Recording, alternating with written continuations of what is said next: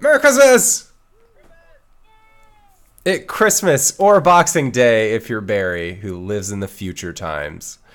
Yeah, so as you guys might be noticing, Christmas, but that's not going to stop us from playing games. It just happened to kind of work out this way, and so earlier today, we said, hey, let's just get together and play some sweet games. So that's what we're doing. So Greybeard is actually going to be DMing. So all of you visual viewers out there already can tell that that's the case, but you audio listeners out there may not have gotten that. But other than that, I forgot to turn on the background audio, so you guys saying Merry Christmas as well was silent. So say it again! Merry Christmas! Yeah! There's I'm muted. God damn it. All right, so yeah, it's going to be a fun holiday one shot today. So I will let Greybeard do the rest of the introduction for this. So tonight, these guys we decided today we were gonna play. I mean, we joked about it and everything, but all of a sudden during the day, we're like, "You gonna DM? Who's DMing? What are we playing? Are we gonna play?" And then we're like, "Yes, we're gonna play." And so we decided that I would run a one shot, and I checked in with Indoor just to make sure that that the things that I wanted to do tonight aren't going to affect other holiday specials coming up next week. Yes. So didn't want to interfere with that. So we matched up notes, and he gave me the all clear, and we'll go from there. So what we'll do is I'll set the stage, and I'll tell the audience what I told you guys earlier, and then we'll go around and I'll zoom the camera in, and we'll take a look at you guys, and you can introduce yourselves. And then I'd like to have a little explanation of how you know each other, but descriptions, and then we'll go around like knowing each other. Okay? I'm good? Okay. You're a party of adventurers. You've just come back from a successful mission near Howling Mountain. You're staying at an inn, roadside inn, There's nothing else for miles. This place is a waypoint, and you are staying there, getting in out of the snow and cold, and we see outside. The glowing lights of the tavern or the inn are the only things we really see. Everything else is dark and howling and swirling snow. And as we come in, we hear the laughter and the fun and the roaring fire, the fireplace, a inside tree for a holiday. And we move in over across the bar. We see the portly bar innkeep and a couple of the serving people. And we move around to the table by the hearth where we see our adventurers. We pass over what looks like an empty chair, and we move back, and we go down, and we see a dwarf. LB, what do you look like? Who are you? I am Berlin, or Berlin, as she likes to say. Though no one's really sure what sexuality or sex my character is. There's a lot of beardage going on. There's a lot of red hair, and the voice doesn't help out at all. Pretty much there is just the red orange mass until you get to about waist height, and then it is just leather armor from there on down. They are just pounding back drinks, laughing uproariously, very happy, very cheerful, just kind of happy to be involved.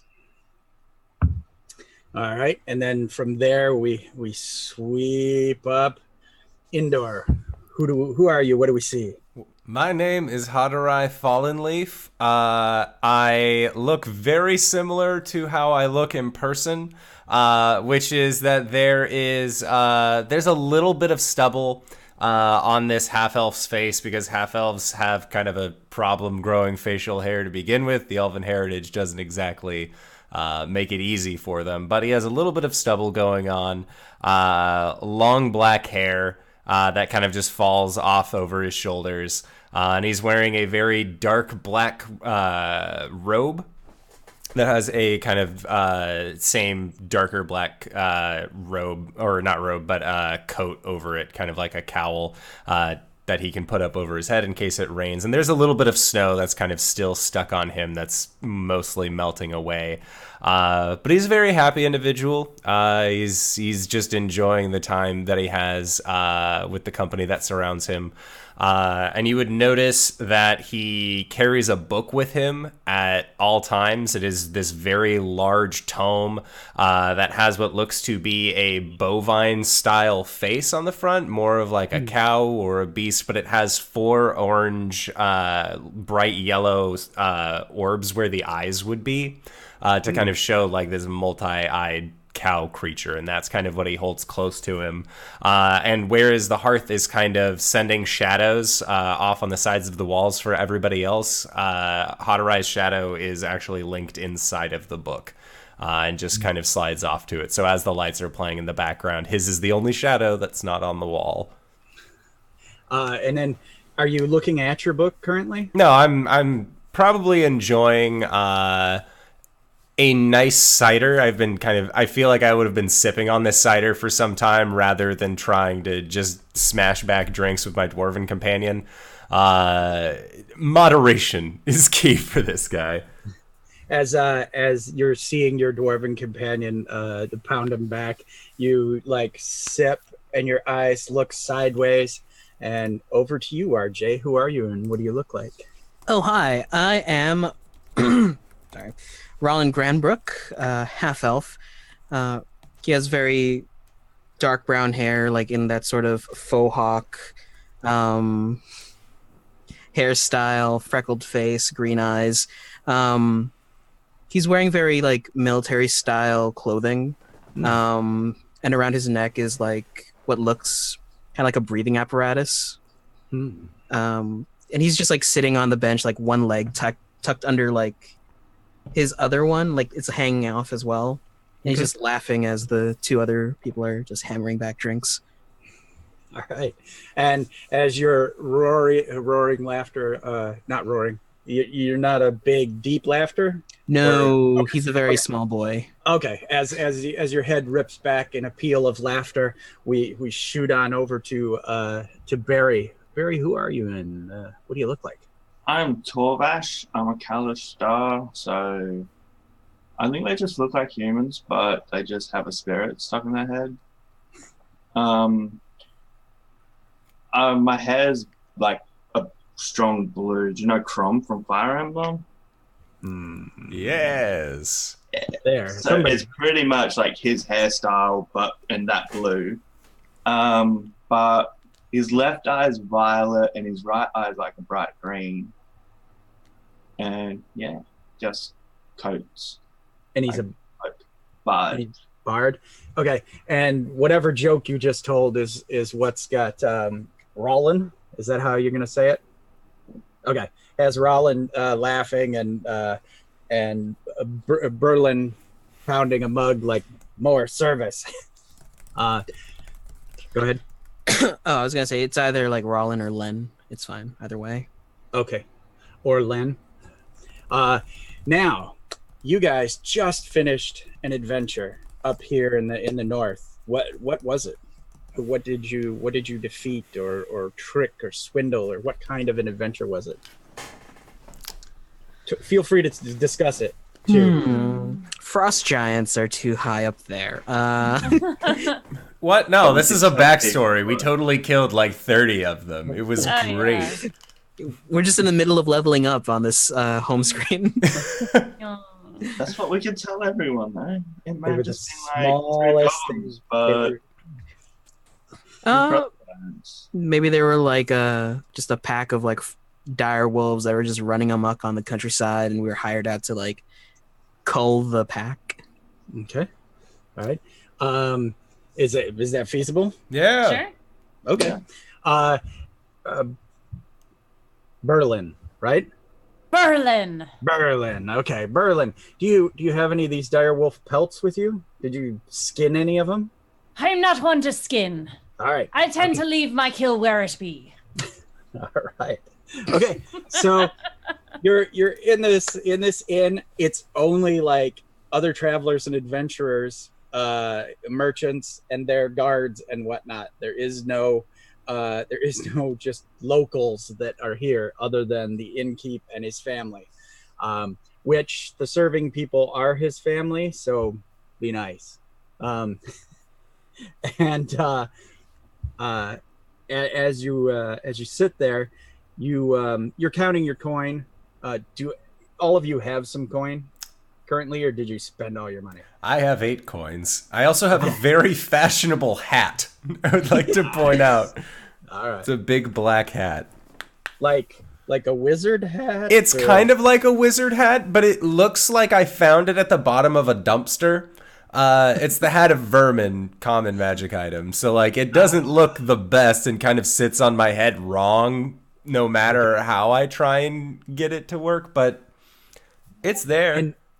And what does a hat of vermin do? I can reach inside and pull out either a rabbit, a rat, a snake, a bat, or some other like witch's familiar kind of thing. But the animal does not act friendly to me in any way. But it also doesn't act aggressively. It just wants to get out of my possession and be as far away from me as possible. That's it. That's all it does. I just summon an animal. Okay, and it doesn't follow your commands. It just is suddenly an animal. Yeah, it's suddenly an animal that wants to get as far away from me as fast as possible. All right, awesome. Okay, well, you guys have rented rooms. Like I said, there are some other adventurer types here, and the wind outside is just, I mean, you hear shutters flapping. The hearth at times gets flushed downward, and from the backflow of cold, and but the ale is amazing. The venison and whatnot is fantastic. Any vegetarians or anything? That's Monday. I know. I'm just saying. Poterai is. Then there's like a rough rye bread that has nuts in it, and some kind of dried fruit, but you're not really sure what fruit it is at this point. It's fruit leather. It's just, you know what? I'm gonna eat it and say thanks, but it's definitely like little bite, lot of cider to kind of offset the taste. Okay, and it's probably like grapes, but they didn't actually become raisins before they were in. Oh, so, no. So they're like hunks of grape in said nutty bread. Hey, you go to lunch with the food you have, not the food you want. Yep. Okay, and like I said, the wind is howling, and you were all laughing. Did everyone have coin? I'm sorry, I just went to indoor. I have 3 coins. Okay. All right. You spend your 300 on? Wait, we had money? Yeah. You each had 300. I put it in the Discord. I picked random things and it came out to be around $300. I probably fell asleep. Hold on. All right. Barry, you got 18 left. Okay. All right. Okay. So, some of you are down on your luck again, very quickly. I don't know if transport or what, or the direwolf slaying only brought you a handful of copper and silver, and you're again down on your luck. Mm-hmm. When the wind's howling, you start to hear this thudding noise, and it's 1 and 2 thuds. And then it's like 10 or 12 thuds all at once. And then the one shutter on the front window near the door blows open. And in the next second, snowballs come flying through the window. They break through and splat on the floor. And the innkeep's like, son of a bitch, and he comes running around the front, and he flings the door open, and suddenly he's pelted, and he falls backwards, and he's just seems to be covered in ice, like frozen, and he falls backwards on the floor with a resounding meaty thud, and some of the ice kind of chips away from him, and he's still alive, but now he's like pulling bits of ice off him. What do you do? We don't have a healer, do we? I can say a couple of things. I am going to just stealth up nearish the window to try and peek out to see if I can get a good read on anything that might be throwing them snowballs. Dwarf has dark vision. Yes. Anyone else? I think I'm the only one not with it, because Okay. the half elves got it. Yeah. Perfect. Okay. All right. So give me a stealth roll. That is a 13 on the die, and that's it. 13. Okay. Okay.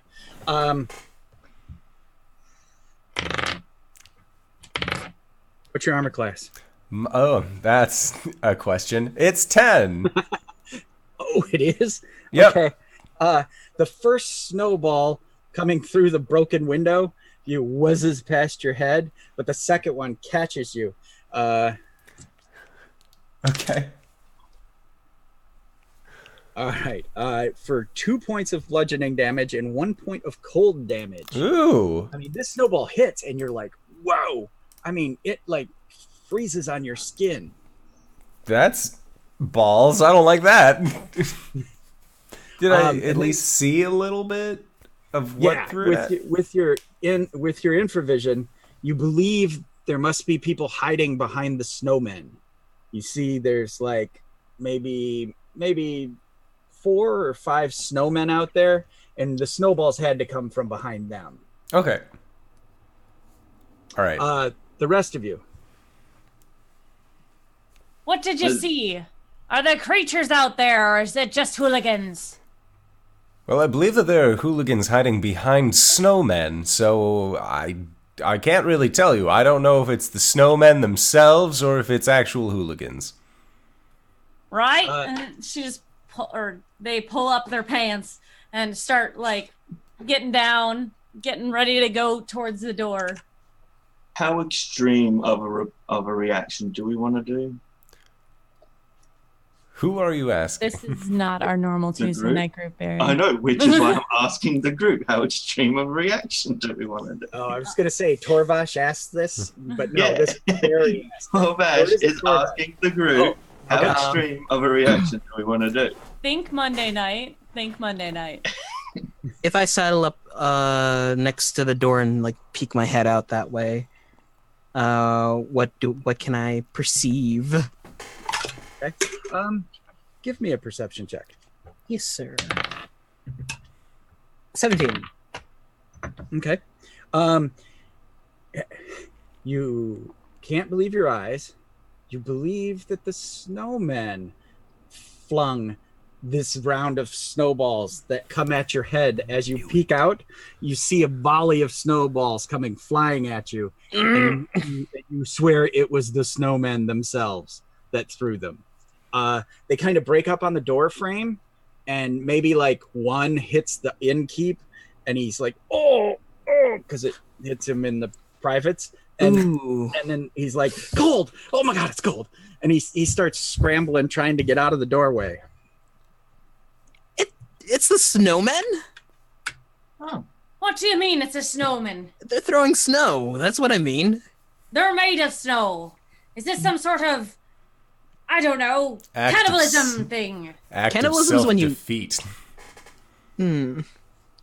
They just keep... Wait, no, there's snow everywhere. But you do know how to tell the difference between snowmen and snow women, right? Is it the nose? Snowballs. Right? My God. Okay. One of the other adventurers just starts laughing. He's dying laughing. You see that his companion has tipped the table over, and his friend has a crossbow out and is like trying to cover, but he's a human and he can't see out past 5 feet past the door, so he's just kind of guarding the door with a crossbow. Well, when in doubt. How windy is it? It's super windy, right? Oh yeah. Like the door will not close of its own accord because it opens inward. I Anyone am got a fire spell? I am going to cast Dancing Lights and have 3 little globules of light then sail out through the window and just kind of place themselves about 30 feet away from the door, just kind of hovering in the air so that way we get a better illumination on the field outside. Oh yeah, you see these snowmen, and there's, now that you've got those lights flying around, there's probably 6 that you can see from the front. But you're hearing the thudding noises in the back and on the sides of the building also. Jeez. All right, boys, throw some fire at him. Are you sure? It's a little extreme. I'm not can going go- out in the cold yet. All I right. can yell vicious words at them. Like, I can mock them. I- That's I'm going to touch myself and cast Mage Armor. okay. The snowman like it. Okay. Okay, so you mage armor up. Brillin, what do you do? I'm waiting for my friends to do something magical because I'd like to not go outside. All right. You notice as the snowballs are hitting, when they're hitting the wood and stuff, they're turning into ice. I mean, they're just like, so now like all around the one window, there's no windows in it. It's just icicles kind of hanging down from the cross frames at this point. I turned you off, man. Die, phone. Okay. Something Torvash would say. No sense getting cold feet now, and Rollin like runs outside. All right. Okay, initiatives. I'm gonna use my Waterdeep Dragon Heist dice. 20. You got a natty? 23. Yeah. Ascot's a 17, sir. Catch me on 23. I got a 10. All right, hold up. Dyslexic brain. Rollin, 17. 14 plus Okay. 3. Berlin, I rolled a 1. plus That's nothing. it. All right, a 1. All right, you really are waiting for them. Head Hadorai. I got a 10. Hadarai. This is short. This is also short. There we go. Okay, and you get a 10. All right. And Torvash. Yeah, 23. Oof. Never mind. Dyslexic moment. All right. 23 got written down. So Torvash, what do you do? In 30 feet, can I make it between some of them outside? Yes, from the doorway. You can. Okay. I want to get so I have as many within 15 feet of me as possible. Oh, 3. You can easily get 3 within 15 feet of you. Okay, and now what usually is a very laid-back, fun, happy attitude in combat, he turns really serious, like no time for joking till we kill shit. So I'm gonna get into range, and then I'm going to just yell out "boom" and clap my hand and do thunder wave. Oh, nice. Okay. So that's a con save of 14. Okay. Oof. Mic drop. Boom. Oof. 5, 9, and 1. Okay. None of them save. Okay, so they take 2d8. So that is 12 Okay. thunder damage, and they're pushed 10 feet away from me. All right. And then, Okay. go Go no, ahead. you say. I want to see what happens first. They are blown back, and as they're flying backwards, you see like some of the balls of the snowmen seem to kind of come apart, like they're just gonna turn to snow. They're just gonna blow away. But at the last second, all 3 of them kind of snap back together, and kind of roll like up the hill near the pine trees that you've blown them back to, and then they look like they're gonna start coming back down. But that, I mean, you nearly blew them apart. Oh, okay. And then, because I've never done this before, because I've never played a bard before, I want to use a bardic inspiration. Okay. On Raylan, and I'll be saying, Raylan, he's our man. If he can't do it, maybe Hadorai can. And so who gets the inspiration? Raylan. Okay. All right.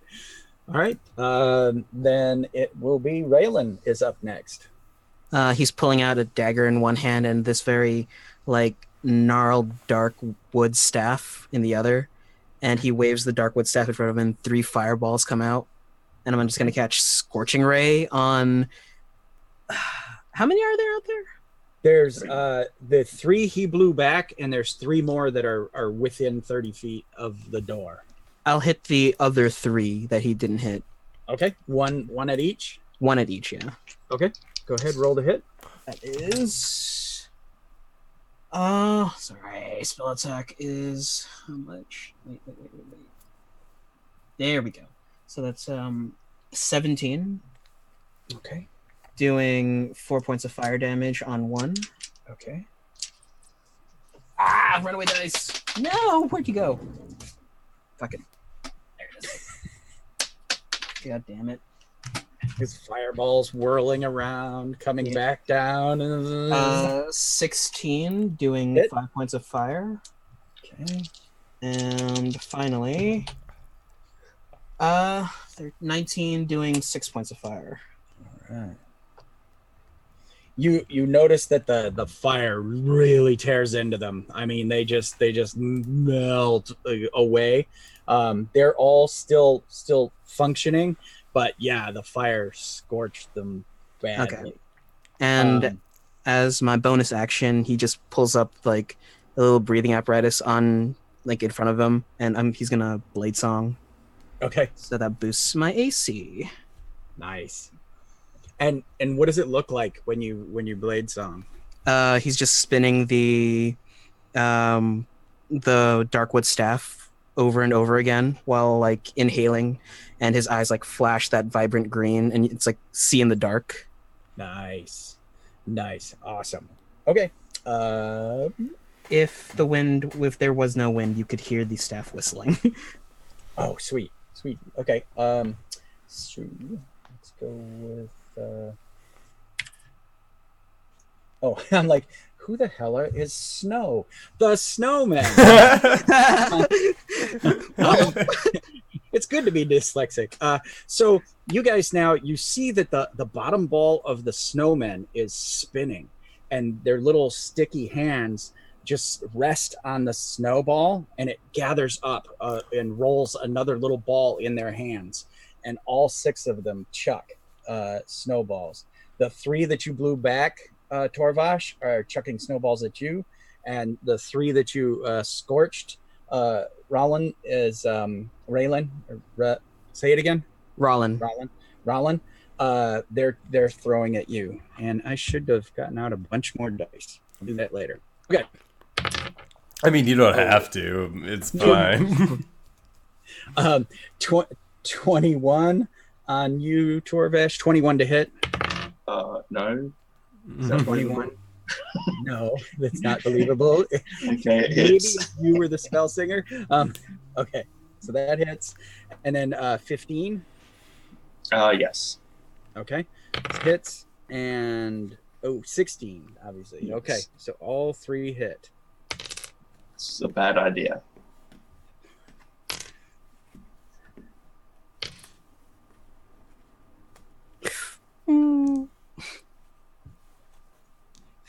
All told, 15 points. Do you need to know cold damage and No.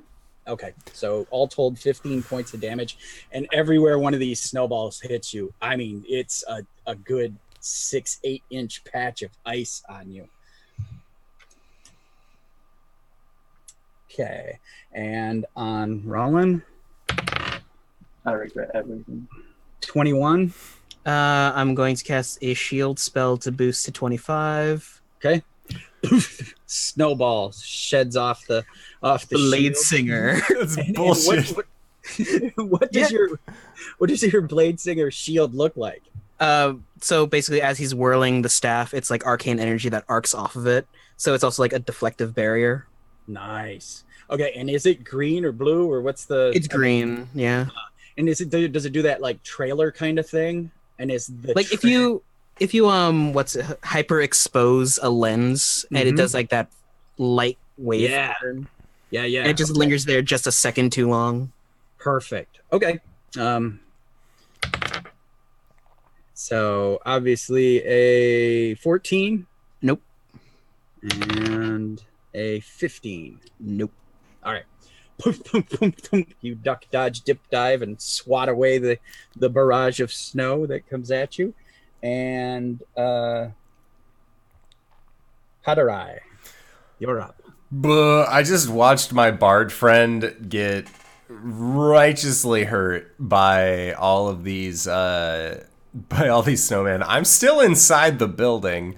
So what I'm going to do is that I'm going to reach into my pouch and I'm going to pull out a flask of oil and then just drop it on the other side of the window that I'm looking out of. Then I'm going to use 2 of my sorcery points to activate my Quicken spell, and I will cast Catapult on this flask of oil just by punching the inner wall of this tavern to fling that at one of the snowmen that is currently by my dear friend Torvash. Okay. So they need to make a DC 14 Dexterity save. All right. Boom. And is it like shadow that flings this, or is it just like a unseen force? Yeah, it is. So normally it's an unseen force. It's just kind of like it just pops off the ground. But I like the idea of just like shoving my hand onto the ground, and then outside you just see this little shadow fist just jab it forward. Sweet. Okay, they miss. Okay, so they are going to take 3d8 bludgeoning damage as this flask of oil breaks over them. All right. So that is 15 points of bludgeoning damage. Oh, that he explodes in snow. His shiny little black eyes fling off in two different directions, and the sticks just disintegrate like balsa wood that has come apart. It was all bludgeoning, right? Yeah, it was all bludgeoning. Yeah. There's no sign of snowman left. Okay. It just was he comes apart. Close enough to the others that any of the oil that was in that flask might have gotten on them? I'll give you one of them. Okay, sweet. Because then for my action, I'm going to cast Firebolt and throw a Firebolt at the one that is now covered in oil. Go ahead. That's a nat 1, so that's fine. All right. The firebolt whips out and sizzles past Torvash's head, and he hits out in the pine trees, but they're so laden down with snow that it just sizzles up, it's causing steam to come up through the branches. And that puts us to Berlin. All right. I'm just going to go right, and I'm going to grab my battle axe. I am going to... How far away is the fireplace from me? Oh, like 10 feet top? Okay. No, you guys were really close. Yeah, like 5 feet away. All right, so I'm going to eye out one of the pieces of like a log that's in there that was like relatively new. It's on fire, but it's not like going to break apart. And I'm going to slam my axe into it, and then I'm going to go out. I'm going to start tromping out. All right. To attack a snowman. All right. Yeah, you can get to one of the ones that wasn't blown back. So one of the 3 that are near Rollin. All right, I'm going to attack it with my battle. Well, no, actually, I would like to use my bonus action to rage. Morphin rage. Okay. And then I'm going to attack with my axe. No, I'm not. That's a 6. Radnik. Oh, these are my water deep dice. Why don't you guys just like take a nap? The big sleep. Yeah, you go on the big sleep for now. And that's my turn. So which one of these is yours? Oh, this one. That one. Ah, that's right. Okay. All right. Your own battle axe now. You come winging around. You got that log on it, and you're just like, and it just kind of swings over top of them where it would have been their head because of the weight distribution of the fiery log. Yeah. I gotta get it back, And his head just kind of rolls back on his body to duck it as it goes by, and then it pops back up, and the eyes spin to the center. Okay. Bonus action rage attack. So you're good. Top of the round, Torvash. What do you do? Snowman. Going to yell at one of the snowmen that hit me and say you were adopted and no one ever really wanted to make you in the first place, and do vicious mockery. All right. Now, what does vicious mockery do? Wisdom save of 14 they need. Right. And then I roll 19. Okay, they made it, and then nothing happens to me abusing them. And I'm just going to run back inside like a little, running with hands up in the air, like, oh my gosh, I'm being hit. Okay. Run away! Bravely run away. Hide behind a wall and be like, oh, that's cold. So as you come through the door, the guy with the heavy crossbow, points it at you and then sets it aside, and they wave you back behind their table. Okay, I'll get you with my new friends. Okay. You come back behind the table, and the other one isn't even looking over the table. He's like, so what is it? Cold. It's cold. It's just cold attacking us. An adopted snowman. No, man. Okay. All right. That gets us to Rollin. What do you do, buddy? I'm gonna target the 3 snowmen that I hit earlier, and just cast magic missile. Okay. Magic missile. One apiece? missile. One apiece, yeah. Okay. So one takes 5, one takes 2, and one takes 4 points of force damage. All right. And it's force damage. Okay, not bludgeoning, but force. Okay. The first one, it blows a big hole through him. He's still functioning, but now he's like a fist-sized hole through his chest. The other one, he's barely, the bottom ball is all janky and it's kind of spinning rough, so he's wobbling a lot. And the last one, the bolt goes through right between his little black coal eyes, and the eyes fling sideways, and the whole thing just kind of tumbles over into 3 lumpy lumps of snow behind you. Do you have any other bonus action, movement? Bonus action, I'm just gonna like wield a staff in front of myself, pointing at each of the snowmen, just go, Nice. I know Kung Fu. I know Kung Fu! Wushu Right. wizard style. Wushu wizards. Yeah. Hey, you remember Fawoosh. Oh yeah. All right. Let's see. 17. And the snowman. The 2 that were by the pine trees that had been blown back in the thunderbolt, they start to roll in circles, and they just kind of go back into the trees, and they're really fast, like stupid fast. And the once those 2 disappear, the ones near Rollin do the exact same. The bottom ball spins backwards, and they just start moving backwards, and they still have their hands there, and as they're backing up, rolling away, they pull their snowballs and chuck them at you. Do I get an attack of opportunity? Yes, you do. Yes. Yes. Yes. 18. Hits.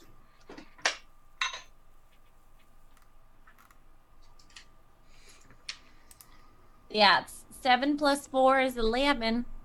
Okay. 11 damage. Okay, and then I'm Crazy gonna 11. give you a D4 plus 1 for fire damage for winging that log around. Yeah. It's plus what? Minus 1 damage, so a D4 minus 1. That's a 0. Oh, all right. Well, and how much did you do all told? 11. Okay. It doesn't matter. As you hit this snowman, the fire goes out on the log, but the log just drives down into his middle snowball, and the bottom snowball just comes to a stop. And so now it's this crushed, mashed, log crunched snowman standing before you. And he whizzes away. No, that would be Hadra, dang it. The elf's Hadarai. turn. Hadarai. Okay, Yeah. your turn. You see the last of them slipping away. Just going to kind of like look at my friends, look at the guy with the crossbow, and just firebolt. I have nothing else to do. I'm just gonna shoot at it. I was safe inside of the bar the whole time, so I'm perfectly fine doing this. All right. I'll just stick my thumb on That is going to be a above the 23 to hit. Oh, yep. That Okay. hits. And then 8 points of fire damage. Oh, yeah. As he's rolling backwards, and he just chucked snowball at... the snowman would have thrown at you first before they rolled away. So you're going to kill him, but 2 got to shoot at Rollin. 1 hit. 1 got a 22. I'll let it hit. All right. For 2 points of bludgeoning and 3 points of cold. Jeez. Shouldn't have let it hit. And then the firebolt hits him, and he just it melts a big hole in the middle of him, and it the balls fall apart and just kind of become a lump of snow, because the fire bolt really did a lot of damage. Also, too, anyone got a passive perception in the 15 area? 14. 14. Okay. I'm no wolf. You are safe within the bar, and you do not perceive something. The night is dark. Those of you with dark vision, I almost said infravision. Been playing this too long. Those of you with infravision, give me a perception check. Okay. Dark vision perception. Okay. That is a 13. 9. 15. 9, 13, 15. Okay. The 15, you actually notice that these things were all around the inn. There was probably 6 on a side, and you see where their trails all go off in different directions. All that swirly kind of random buzzing around in the snow before they vanish off into the pine trees of the valley the inn sits in. So what do you do? Before there's any more, we should probably retreat back into the inn. Also, before there's any more, JD just gifted a sub to Cyber Piglet 72. So thank you for coming to the family, Cyber Piglet 72. We're gonna give him the mallet. Yeah. Do the bang, bang, bang. Do it. Bam, bam. All right, Cyber Piglet, for becoming a sub or a follower here at Indoor Adventures. You, if I'm on the air, I take this mallet and I hit that guy in the face. Yay! Hey!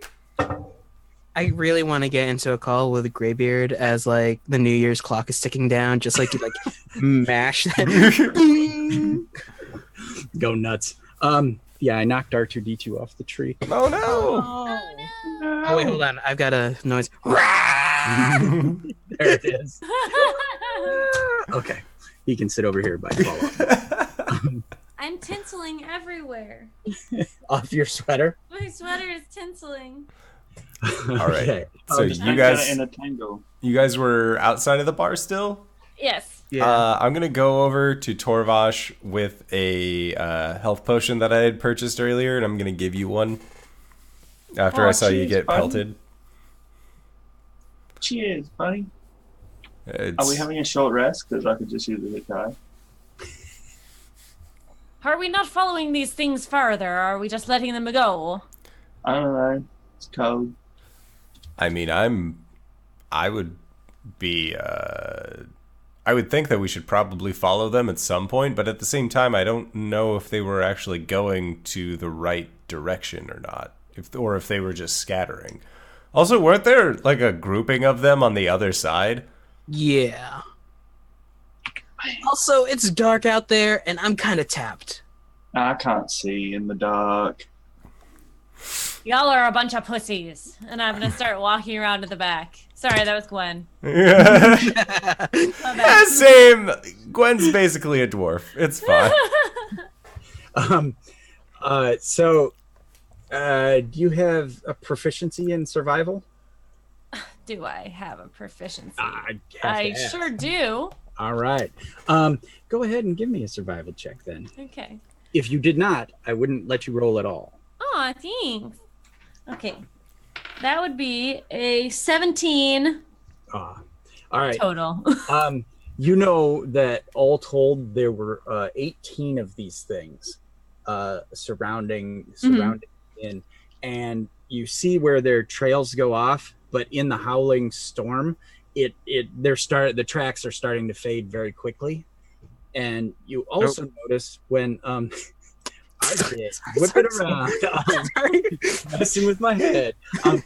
You notice where the snowballs were hitting, the wood is frozen. There's like a wall of snow. Like if little kids were chucking snowballs at something, that whole area would be 6-8 inch lumps of nothing but ice. So that's what you notice on your patrol. All right, I'm gonna come back in. I'm gonna walk up to the barkeep. Okay. Who is it? What was his name? Taniel. Taniel. Yeah. There were 18 of these snow people outside. Have you ever seen anything like this before? Snowmen? Snow people, let's not get, political here. Snow persons. I have never seen a snow person. I have lived here for my whole adult life and never seen one. And you notice that his family is all down behind the bar, and every one of them has like something like a hatchet or a club or some kind of weapon, ready to defend the homestead. But yeah, he says, I've never seen a snow person. Well, perhaps if you'd like to pay us, we could rid you of this nuisance once and for all. Give me an insight check. Take him for all he's worth. I rolled a 1. These dice are really hard to read. Okay. So he let me think real quick. I guess Torvash, if you want to do an insight, you could, and Hedrai, you could. Hedrai, you could also do an insight check. Oh yeah, I'm proficient. Rollins, in I think insight. you're still brushing snow off at this point. I got me a 17. Okay. I got a 4. I got a rock. I got a rock, some coal. Torvash, you realize that he's not telling the whole story here. Okay, well, I'll saddle up next to Berlin. Berlin! I said that, didn't I? I know, just like saying it. And I'll try and persuade him and be like, come on, buddy. There's something you're not telling us. Who hasn't seen a snow person before in their life when you live near snow? Okay. Says Throw the guy from Australia who's never seen snow. No. I just assume you've seen them. throw down a persuasion. 24. Oh, okay. I'm not even gonna roll. He's like, well, we didn't have the sacrifice this year for Jack. Well, okay, not Tuesday. What? Booby Jack! Can I take? I'm just gonna grab a drink, take a sip, so I can just spit it out in shock and be like, "What?" So way delayed. Yeah, can I get one drink, please? have an actual drink first, and then take one and spit it. And be like, "What? Sackle?" And then the first snow, we didn't sacrifice to Jack of the mountain. Like human or like? Oh, Meh. no, the spirit of the mountain. Yeah, but No, I mean the sacrifice. Like, did you sacrifice people or He's like like- offerings? Oh no. He's like, well, it's buckets of water and silver, and we didn't this year. The caravans were late coming through, and we just didn't have the silver laying around. I mean, plenty of copper. Plus side, it's not people. Who be Jack? What is this creature that you sacrificed to? He's the Calm spirit of- yourself, elven creature. You realize there's 2 of us, right? You're both elves. I don't know your name. No. I know I've been traveling for a while. But half elves in here. Hey, Yeah, fuck the half elves. hey, combined, where there's a full elf and a full human in here, so I was actually just both parents were half elves, so I'm half elf through and through. There's no human elf combo that we The can math make out of adds this. up. Now, what be this creature? He's Jack Frost of Howling Mountain. That's look. It's snowy up there all year. It's also snowing down here. Well, Yeah, but we don't know if that's all year as well. Yeah, it could be. So, Could be. Might it be a magical creature, or is it a godly being? A spirit? You could tell that it's not a cleric or religious man. I'm a doctor, Jim, not a cleric. Exactly. I'm an innkeep. Damn it. He's like a spirit, like like of the river in the spring. They're like fairies. Ah, yes. Can I roll an Arcana check on this? Sure. All right. See if I know anything. All right, a 15. Yeah, you believe there are like archfey of winter. Oh, that, balls. that you may that inhabit entire mountains. So you believe that that's what he might be talking about. Well, that's certainly not good. Torvash, go ahead and make a history check for lore. I'm gonna let you. Lore. More. Dirty 20. This guy's cool. All right, so dirty 20. Awesome. Yeah. I'm getting bonuses in everything. It's amazing. Bards rock. All right. So the bit of history that you remember that Howling Mountain is. There's a song about it that it's the mountain covered in snow, the shining peak, the silver peak, and it's a thing. That Jack Frost, the spirit of Howling Peak. I would play the song for everyone. Oh, nice. But give I'm us not a saying any of the words. It's just music because I don't sing. Give us a performance roll. And you've noticed at this point the wife has the innkeeper's wife has gone out and closed the shutter, and she's tying it off with some twine or whatever, so it will stay closed. Because the window's broken and the wind and snow were just blowing in. And the two adventurers right their table, and they close the door once she gets back in. There's a 21. Okay. You rock this song out. This song gives you all a chill. You all feel the cold of the mountain, even though he's not singing the words.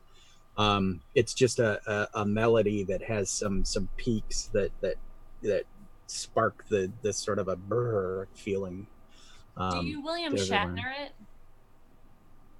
Like you speak the words? Okay. I'll speak it, but Shatner. Oh, you do. So you do use the words. Yeah. So this is why you feel cold is because his performance is amazing of this song, and the innkeep's like, I've only heard that a half dozen times, and you played it admirably. My goodness. 10 gold for that performance, please. Wait, no, we aren't Tuesday. Damn it.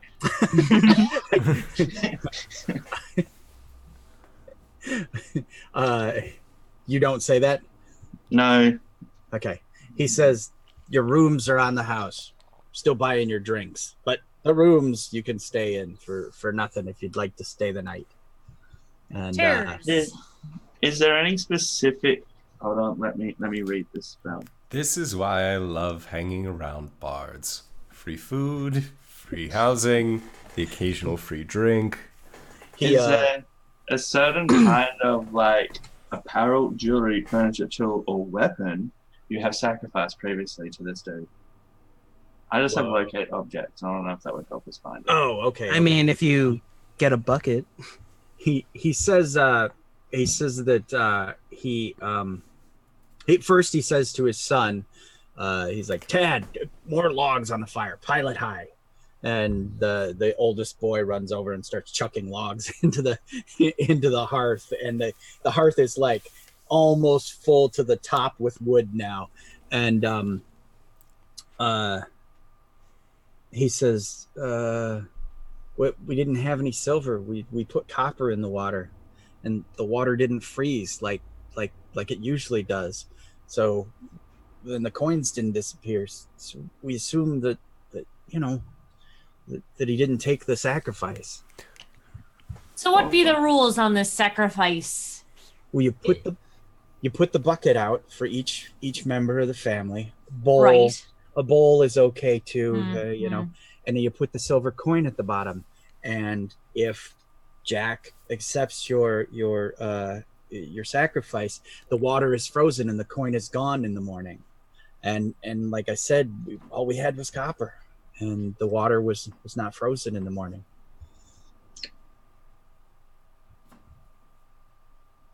So what if we rest here tonight, and tomorrow morning we'll go up there and say hi to Jack. I Wasn't talking to you. he looks hurt. It comes to anything around any type of combat or a mission. Torvash is like super serious. Like, focus, this has to be done. Would it help if we donated some money to the cause? If we gave you some silver to put inside of this bowl, would that help your case at all, or is it kind of past that point now? It's the first snow. We missed it. We're facing the mountain's wrath now, and he's just like realizing it, you know, like, oh my God, it's real, you know, because we were just attacked by snowmen. You know what I mean? And it's just like mind-boggling. I'm gonna whisper to Hadarai, I only have gold. I don't carry small change. Yeah, it's gold or higher. Anything less, I just donate it away because there's no point. I also only had gold. I was hoping Rollin might have had some silver on him. But looks like we don't have to worry about that at all because they can't... well, it's already done. We already missed the first snow to offer up a sacrifice. So really, not much we can do. Should we kill this creature? What does he actually contribute to society? And the guy's like your words are too big for him or something.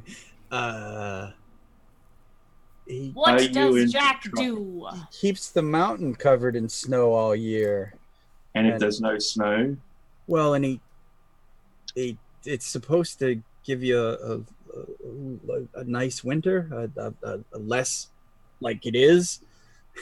So I'm guessing he controls the climate in this area. If he wasn't around, then this would be all year then. Global warming. It's a myth. It's a myth.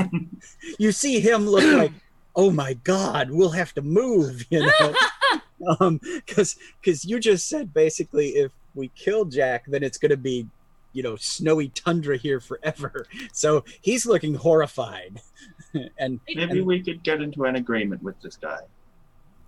I think there's only one solution. Your family must be sacrificed to this god.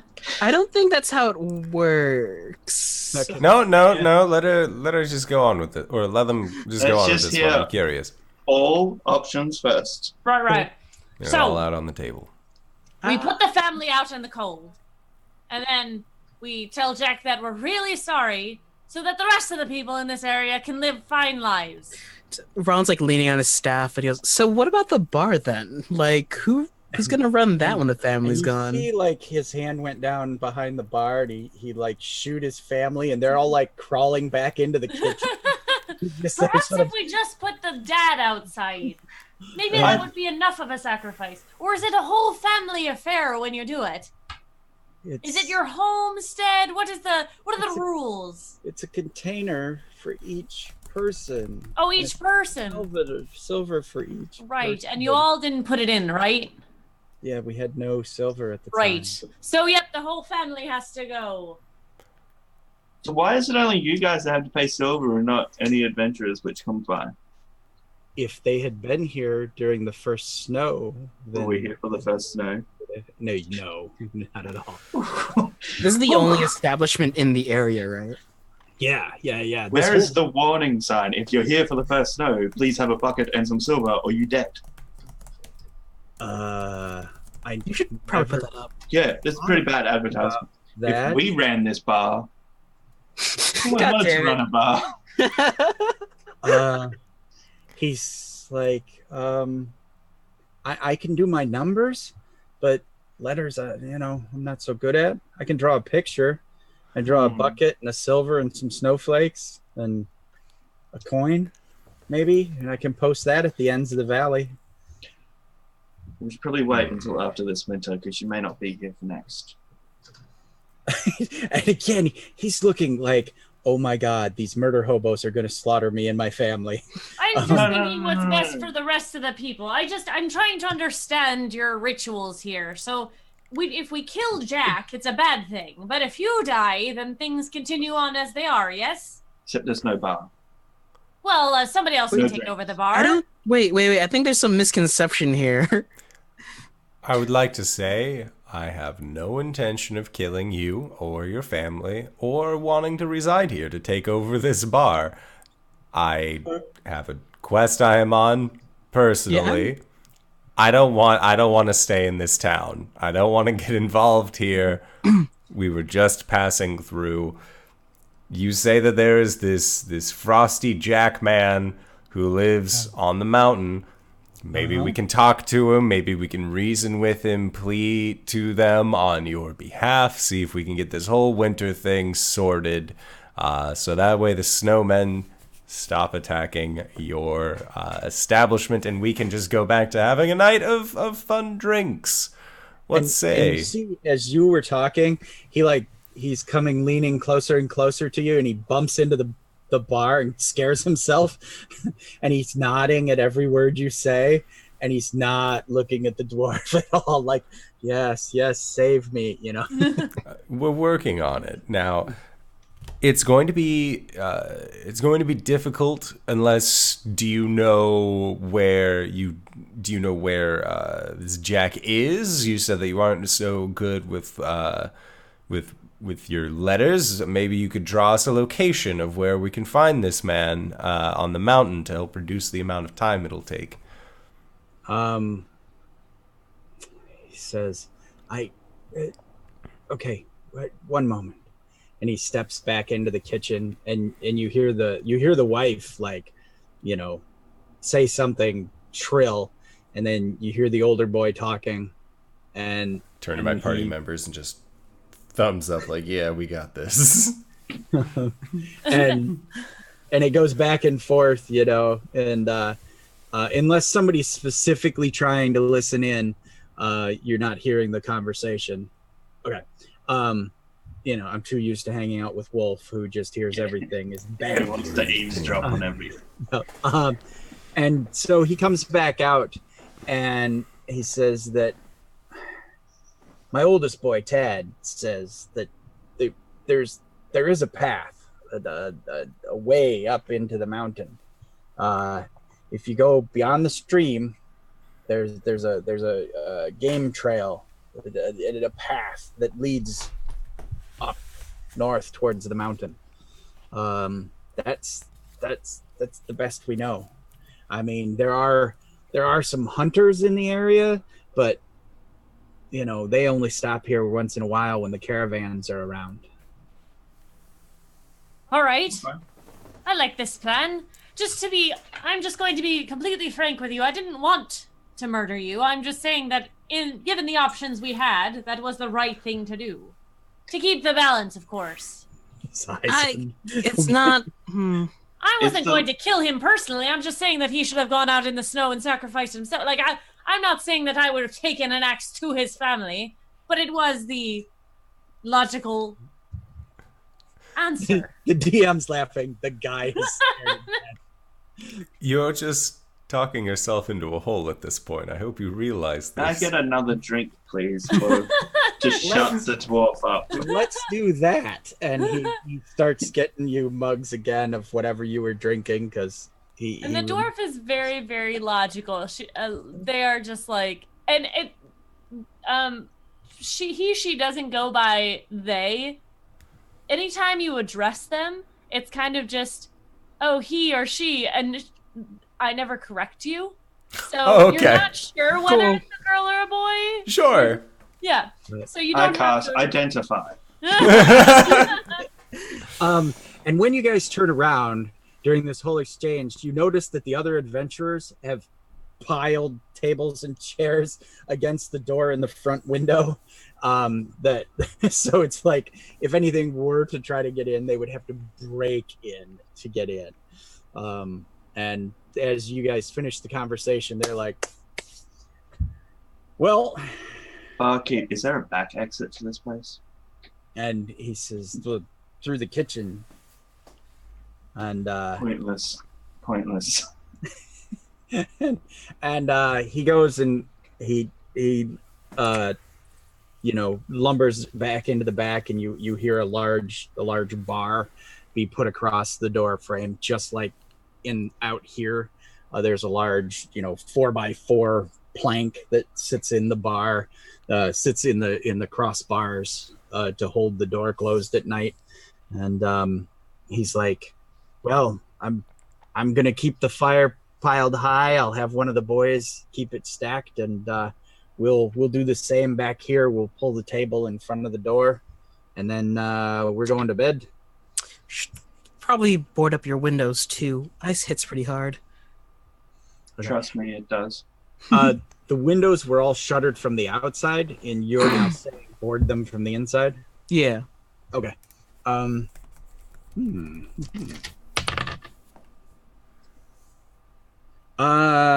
He says, well, we'd have to go get nails from the barn. Oh, well. Off you go. Say Levy. Wait. Nope, I don't think I have nails. I know I have a crowbar. I could go get them. I really don't mind going out. Okay. I have 9 wooden stakes, if that'll help. No. Not fighting vampires. Sorry. The adventurer with the crossbow, he's like, I'll cover you. To Hedarai. Ha ha! I got it. Finally, Yeah. Right? Close enough. And so he says he'll cover you. So I'm just gonna pat Hadarai on the shoulder, and I go, I'm a lot faster than you. I can take a hit better than both of you. Okay. I believe in all three of you. I won't stop you. I mean, You're still inspired, but I'm assuming this hasn't been 10 minutes, right? I can inspire you again. if we're just straight up gonna rest, I'm gonna blade Run, Len, run. Yeah, he does the 3-point start, and then just waits for the door to open. So as you guys enter the kitchen, the wife is in the pantry with the children, and they all start to gasp, and she covers their mouths no, be quiet. Let the murder hobos go through the kitchen. I give him a wink as we pass by. Okay. I'll wave. And you remove the bar, you open the door, and there's a sliver of light, and because you have dark vision, you can see the barn out there. I'll go with him. Well, Okay. I'm not going to run. I'll walk I will quickly. inspire both of them and saying that they can achieve anything they set their minds to, except sacrificing a family. I don't want to do that. That was I never don't my want to plan. do that either, but if that's the right thing to do, it's the right thing to do. I'm just saying. There are If it's the right alternatives. if it's the right thing to do, then we find another way. I don't want to be right. I'd rather be wrong. All right, I start trudging out in the snow. The snow is deep and such. But you're a dwarf, and you've are you a mountain, hill dwarf, shield dwarf? What kind of dwarf are you? No idea. I am a mountain dwarf. Snow is nothing. Okay. And then Roland, do you just run to the barn? Okay. So he's there at the door, and he's lifting up the latch and opening the barn door, And you know, you go inside. There's a couple of horses in there, and you know, some animals like livestock, a couple of cows, a few goats, some birds, like some chickens and ducks, and there's a tool bench. Oh, look, ducks. Yes. Too old to be a duckling. Quack, quack. You look up high, I'll look low. Tool bench. Right, you look up high, I'll look low. Oh, okay. I am just comfortably still in the kitchen because you guys wanted to rush out instead of me. I walked. And the kitchen is very warm and hot cozy. chocolate in the kitchen. Ask for hot chocolate. You know what? I'm gonna let you roll a. I'll help. Persuasion. Because No. Why don't you roll a charisma save? charisma say, I'm good at them. Save? Yeah. Like a luck roll. 19 plus 6 is 25. All right. And she's like, we do have a can of cocoa, and she reaches up and pulls it down and says, I'll put a pot on. Milk or water? Milk, please. Milk, Okay. please. She goes over to a box and opens it up and pulls out some goat's milk and starts warming it up. Okay. And she makes you guys nice cups of hot cocoa, and she makes 2 extra for your friends. And the crossbow guy's like, I'm covering them. So she gets down another mug. You look, and Rollin, you see hammers and crowbars and chisels and whatnot, and you see a bag of like a canvas bag that's got a couple of nails poked out of the sides of it. So yeah, you found low, you found high. What do you do? Grabs some hammers and the bag of nails. Okay. Good job. Give me perception checks as you're walking out. I would love to. That's a 9. That is 14. As you're walking away, you're thinking, there's some boards right there. Oh yeah. Hey, Berlin, can you grab some of those boards? Of course I can. And I'm just gonna like pick up as many as I can and like obscuring my vision, just trudging back. Thump! You hit the side of the barn door, but You gotta turn. Okay, cool. Just keep talking to me. do you lead them back? Yeah. Okay. The whole time the crossbow guy's like pointing at shadows and stuff. He really can't see more than like 10 or 15 feet out. So as you guys come back, the crossbow sort of swings your way and then over you. And you get back in. There's hot cocoa waiting for you. The innkeep takes and gets his boys starting to nail the bottom floor windows closed from the inside. Don't forget our rooms. I'll assist. Oh. Nailing. All right, make quick work of it. And the innkeep's like, and should we do upstairs? Of course. You should leave one window fairly open so that you can escape if need be. Okay.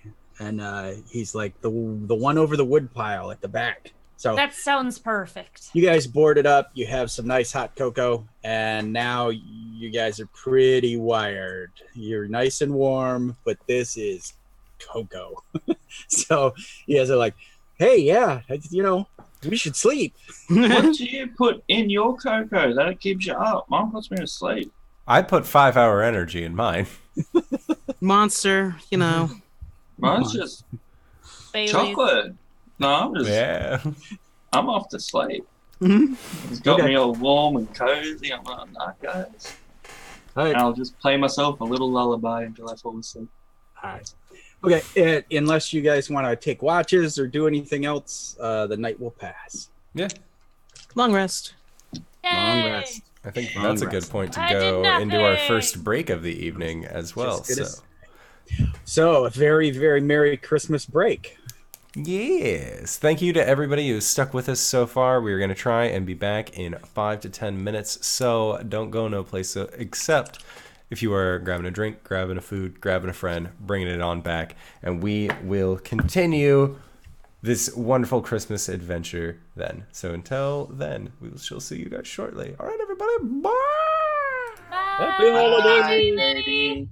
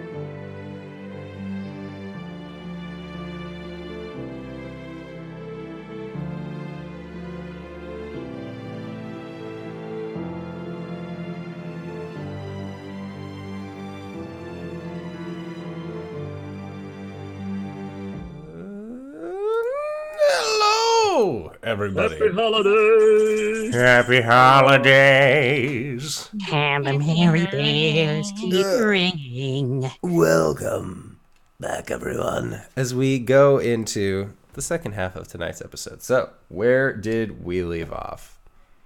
You guys were coming back? We slept. We slept. We Yes. had our long rest. Yeah, So we it's did. like, We took a big The sleep. snowmen had attacked the inn, and you had thwarted them with much fire and ferocity, and you threatened to sacrifice the Berlin threatened to sacrifice the innkeep and his family to the Jack of the Mountain, the archfey possibly that dwells there, and you guys have decided to go up and see what you can do about it. Out of the goodness of your hearts, too. So, all right. Are any of you good? I think we are. I am for once. I'm neutral. I'm true neutral. Perfect. Okay. What does it mean to truly be good? I guess I'm nice. I don't know if that means I'm good. What fills a man's heart with neutral? Or why does a man become What does a man turn neutral? neutral? Lust for gold? Okay. Because he has to put his car in neutral so that the hook can come underneath the axle and drag him through the car wash? I'll Get go out. with that. Yeah. Okay. Don't try it. I'm trying, RJ. I back your play all the time. All right. Tad, the oldest boy, in his felt boots and breeches, these fancy green Celt pants like clothing, and a wool shirt, tunic, and a felt hat. He takes you across the brook. Each of you make a stealth check, or you could do athletics or acrobatics. I will allow also. I'll stick with stealth. All right. 21. I'm rolling good today. I haven't rolled less than a 12. All right. So Torvash just like bloop, bloop, bloop, Oh, be on the across. other hand. One. Oh, dwarf down. Sploosh. Or Which- And use the mountains, not snow. sploosh. Did you get hotter eye? I got a 9. Oh no. Okay. Haha, I beat you out. I got a 10. Okay. I'm just going to stop and look at the three of them. With your 10, you got your boots wet, Rollin, but you managed to make it across with nothing more than wet boots.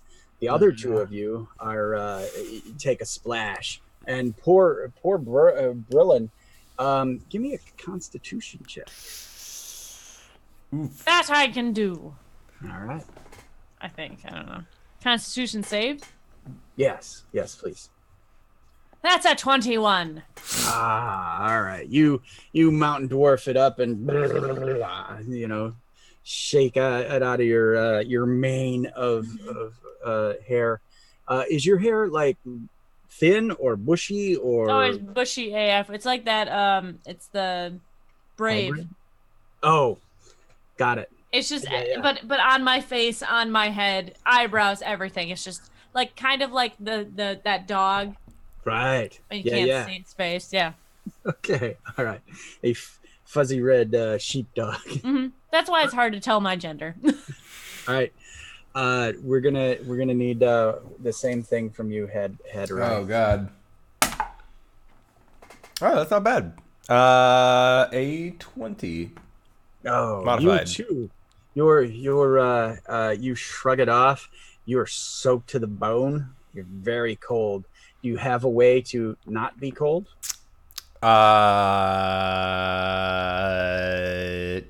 Prestidigitation. No, not that kind of wizard. I mean, like, if I could just like ready a firebolt and just like have the flames kind of like coming off of my hand and just kind of like steadily warm myself with that. That's the best I got.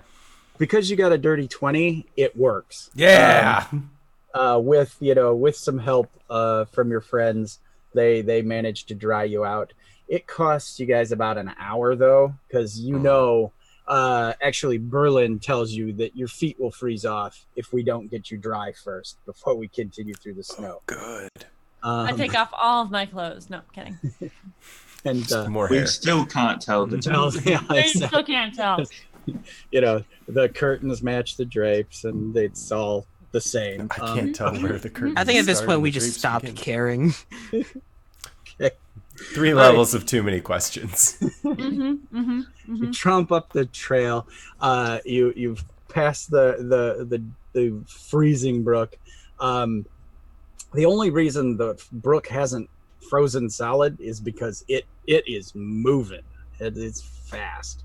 And you begin to move up through the trails. Give me a survival check, anyone who is proficient. Oh, I'm that's proficient. thank God. I am not. God. Or, real quick, one of you can help the other to get a roll with advantage. I already rolled and I rolled a 2. Okay. And I rolled a total of 11. Okay. You managed to Berlin. How do you tell this fop that he's going the wrong way? I told ya. Will you follow which way the wind is going? This way through the bottom of the trees. You can't tell where the wind is going on the top of the trees. You gotta go with your gut. Your gut. Just because you have never seen the top of a tree. That's offensive, and I don't appreciate your words, youngin. But I might. All right. Your indecision and such costs you another hour. Go ahead and everybody make a Constitution check. What race are you, Barry? Kalishtar. 18. Okay. What is that? They're from Eberron. Yeah. They've got a I don't know. spirit guide that does things to them. 16 Looks like a Constitution. human? Yeah. Yeah. Constitution, you said? Yep. 14. Okay. Same, 21. Oh, jeez. All right.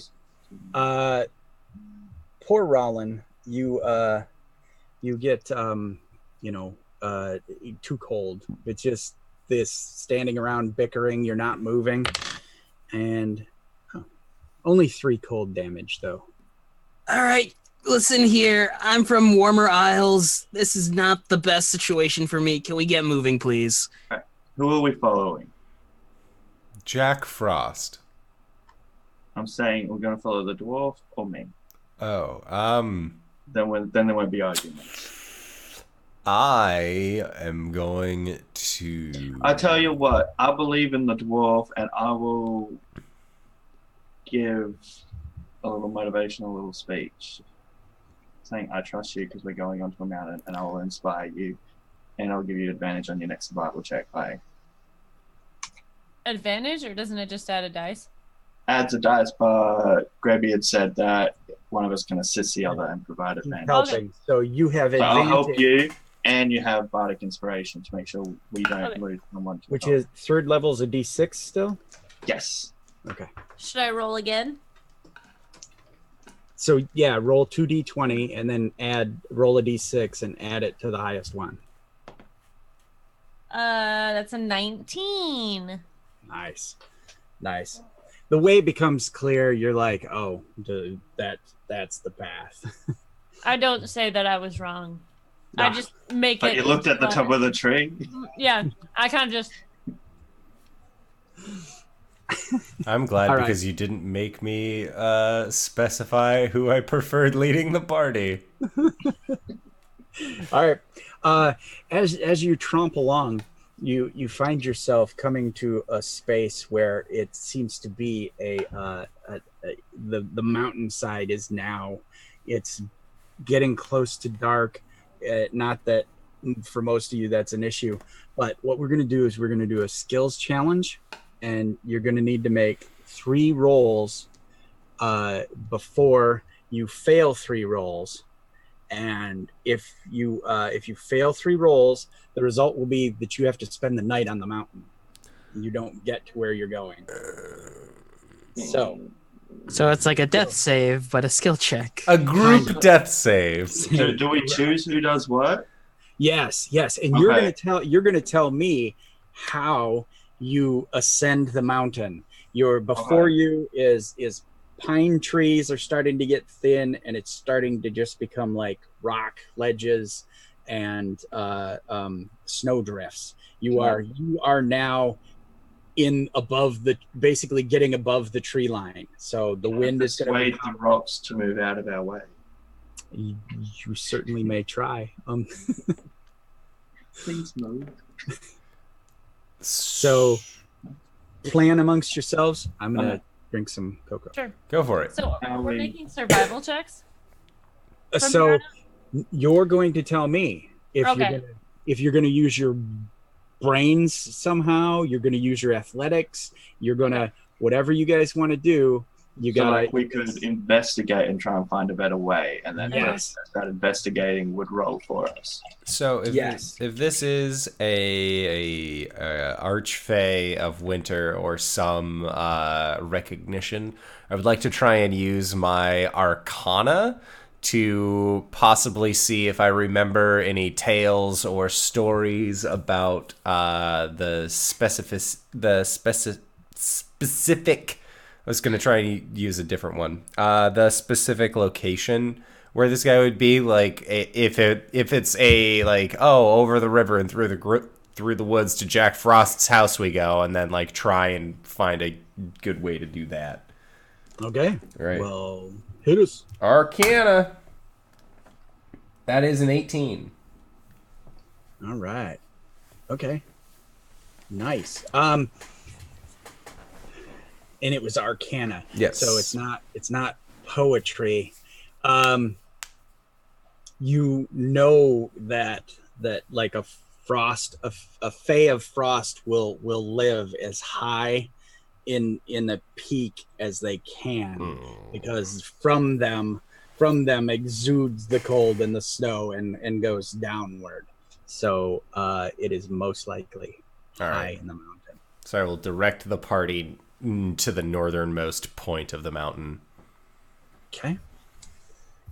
I am gonna give you one good shot. Oh, yeah, that's gonna be a problem. Why? I'm gonna roll medicine to make sure that to mitigate altitude sickness for the party. All right, you with your breathing apparatus. Because the higher we get, the worse it's gonna be for Just everyone. picturing either an asthma puffer or something like Bane. So the inspiration for Rollin was a goth raver. So it's like it's a gas mask. It's a Bane mask. It's the Bay mask. Hey, natural 20. Nice. Oh. All right. Put these in your mouth. You Where have they been? and you make them little sunglasses, like strips, to keep the snow out and whatnot, to keep them from going snow blind now that you're beyond the trees and there's nothing to look at but sheer rock and snow. Okay. We're all So goth ravers. I So can play a little like goth Kanye. tune. Let's go. do you have apparatus for them, or are you just like, you're wrapping their faces with like scarves or whatever? I will look up mitigating altitude sickness and I'll get back to you. Okay. All right. Okay. Well, the 20, whatever it is, you came up with it. Okay. And then so far you got no fails. Okay. I could help stealth us there, I think. Or Okay. I could replay said song and see if there's instructions. I have no idea. I'm not very hands-on. You guys tell me. Does Berlin have anything? Yeah, I was thinking, I'm like, I can do athletics, but that's not very helpful. But what I can do is I can full on Lord of the Rings this and like start like locomotive my way through the snow and like making a trail for everyone else behind me. Okay. So I'm just like making the path so it's easier for everyone to get up the hill. I'm also Alright. picturing the two half-elves walking on top of the snow like, what are you doing? They're half elves. They're not walking on the snow. No, only one of my feet are. The other just always sinks through. Dang it. They've got that platform shoe just for when they walk on snow. I was gonna say, or the one leg is like a thigh-high boot, and the other is just like a slipper. You know. All right, Berlin, give me a athletics check. 19. Oh, nice. All right. They trudge the path for you. Who knows? And who knows? I'm gonna try though to say they. The wall trudges the path. So you've made it. That's your 3. Not a single failure. Good job, team. Good job. You worked to your strong suits. You came up with great ideas. Now Heels. As you close in, you see a fissure, a crack within the mountain that is just ice, and from it seems to be coming a wind, and the ice has made it's almost like a waterfall of ice that comes down from this fissure, and snow and wind and ice jet from it all around. You made it before dark, so do you want to enter the ice cave? What do you know about Archfey people? Honestly, not a whole lot. I was don't speak whatever language they speak. No, I speak primordial. So if the option ends up coming up where we need to communicate with snowmen again, maybe I could communicate with snowmen. I was a history professor before I was asked to leave the college. So yeah, Fae wasn't exactly my forte. I can speak gnome. Fucking gnomes. I have celestial. Same. As I reply in celestial, common. but just in your mind, telepathically. I think it's just a one-way telepath, so I don't know. No, I think I can make it so you can reply. I just really wanted to speak telepathically with someone for a second. It's all right. We can have our celestial telepath moments. I think we should go inside. I have comprehend languages. Since you guys have worked together, have you guys done that often? It's not like a scary new thing. No. Okay. And even if it was a new thing, Hatarai is pretty open to just like weird shit happening. So it's like, I guess this is a thing now. Now we can talk. Okay. How long does a ritual take to cast? 10 minutes. 10. Yeah. Can we have 10 minutes? Sure. I think we should go inside. Yeah. Or at least like too far. sidle on up to the cave mouth so we're not exposed to the elements. Okay. I don't want to waste a spell slot. It looks like you're gonna have to climb this. Oh. Ice Oh, wall. that seems like a lot of... Good news. I have pittons and rope and stakes. Okay, so dwarves lead the way then. Yep. Yeah. How high up is it? Probably 30 feet of ice wall. Oh, I cast jump on myself and just boop. Can you take a rope with you or drop one down? Sure, I have 50 feet of rope. Okay, and Berlin, do you give him a hammer and some pythons? Well, did you just jump up? Well, I'm waiting to confirm. He's like, oh, yeah, I could jump this easy. Yeah, I'll give you some stakes and whatnot to pittons. Anchor, the rope. Go And for a it. hammer. You can do it. That's no inspiration. That's just me saying that. Make sure you put it in at an angle so that it's not going to just pop out as soon as you get up there. I know how to drive a piton in. Okay. That's what your mother said. I'm going to look at Hatter. I am going to literally not spike it in at an angle and and kick at it when the dwarf's climbing. Okay, so jump is just a. It gives me triple my jump height. Okay. All right. So whoosh, you get up there. Give me a dexterity save. Oh no. Gets up there, gets hit by 20 snowballs, freezes. Instantly dies. 18. 18. All right. This isn't Caleb. Whoa! I mean, you hit, you land, you're like waha, and your feet hit, and you're like, you start sliding, but you manage to like like that horse drifting in that video. You manage to spin around and like catch your feet. What do you do? Actually, I'm gonna make sure the area is safe. Okay. As far as you can see, it's safe, but it's just sheer ice. Okay. As far as you can see. Just gonna take that pin at an angle. Boop. Okay. My thumb. Yeah, go ahead and give me a melee attack roll. Yeah. 13. 13? Yeah. Okay. You bang it into the ice. You're like, oh, this is gonna be a job. Give me an athletics check. Oh no. 23. Nice. As you start pounding it in, the ice kind of fractures and cracks a bit, but with that 23, you get it in there really good. It's solid. You get a nice knot and chuck the rope over. I'm just gonna aim I have the rope coiled to the side. I'm just gonna aim the kick so that the rope kind of like falls down and hits the dwarf on the head. I'd like to make a dexterity check, please. Well, let's make him make a ranged attack first. Roll for initiative.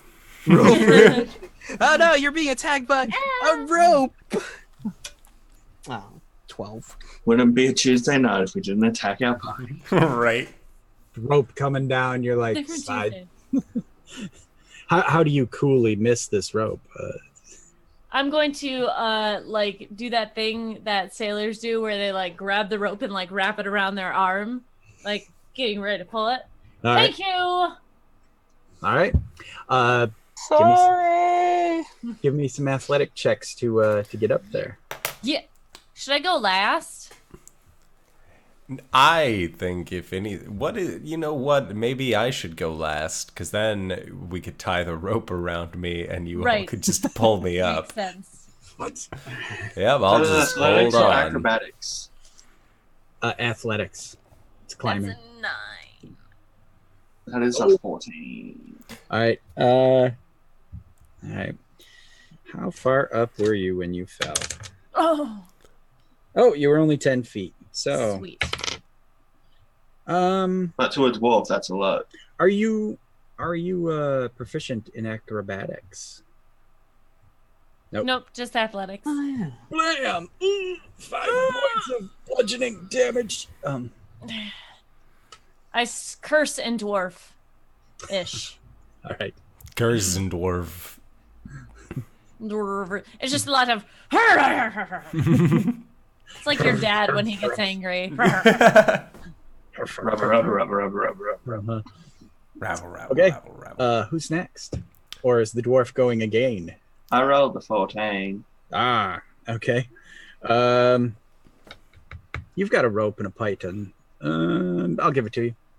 You managed to scramble up, and the only reason Rollin gives you the old grab at the last moment, tugs you up onto the ice. Yeah, friend. Good job. Who's next?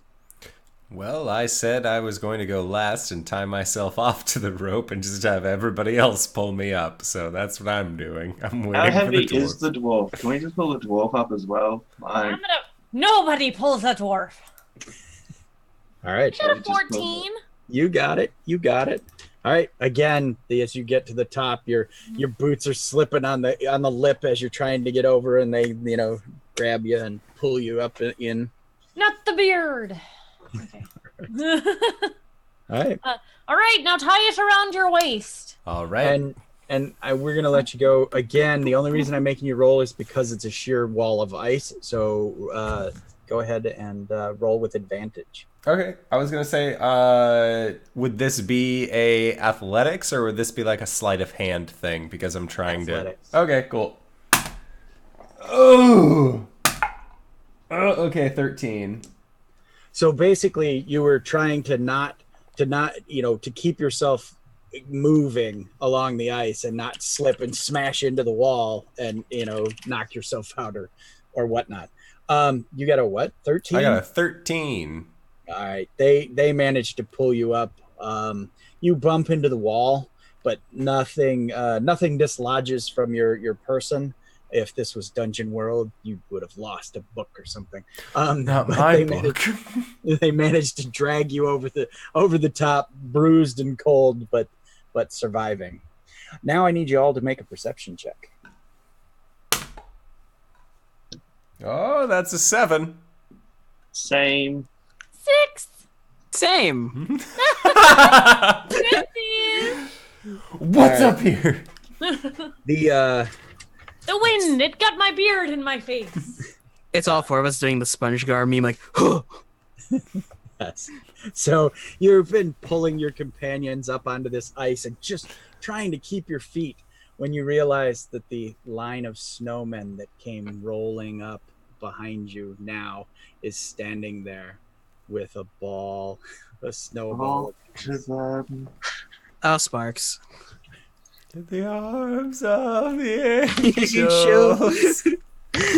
He's just like in a firing line of this firing squad. Exactly. There's this line of snowmen, and they're all like Christmas carols, quick! And their little arms are like Jingle catapults, you know.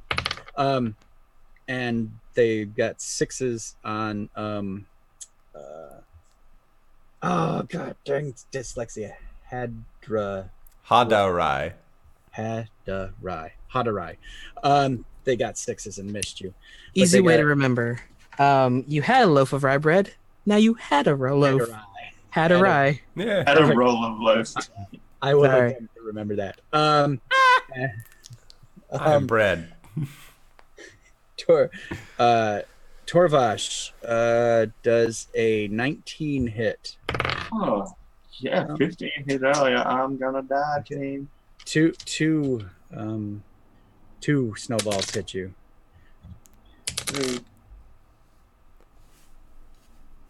8 points of damage. 4 cold and 4 bludgeoning.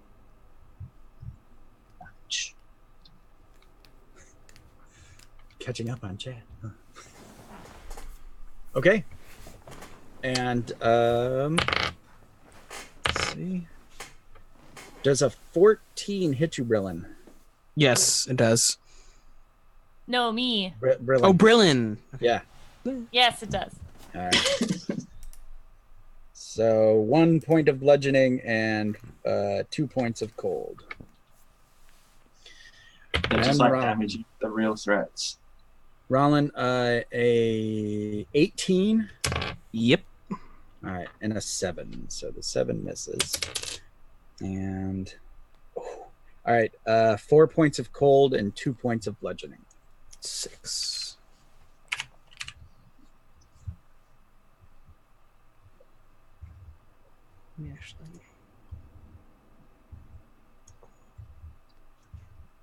Push Hadarai forward. Talk to them. What? And you see this line of 8 of these snowmen, all their bottom ball rolling and them collecting up another snowball apiece. Oh, son of a bitch. Parlay! We've come to bargain. Okay, Jack Sparrow. I'm gonna repeat what Berlin said, but in Primordial, in the hopes that maybe they speak Aquan because they're water-based. And I'll repeat the same thing, but telepathically, because they just need to understand a language to understand it, apparently. God, I hope they understand a language. Okay. So I guess both of you give me a persuasion check. Both of So them. that Me? No, the two that are talking in Primordial and in their mind. 15. yes. Nice. Okay, persuasion are at advantage because I'm a god. That is 25. All right, and 19 you said? 15. 15. Okay. They stop. They all have the snowball and it's all cranked back in their little catapulty stick arms, but they stop and they in unison, the line of them 4 and 4, they all just roll back and aside like this. And their other hand that doesn't have the snowball does this stick motion and points down the hall. Turns out talking to people ends up getting us quicker and better places. Of course it does.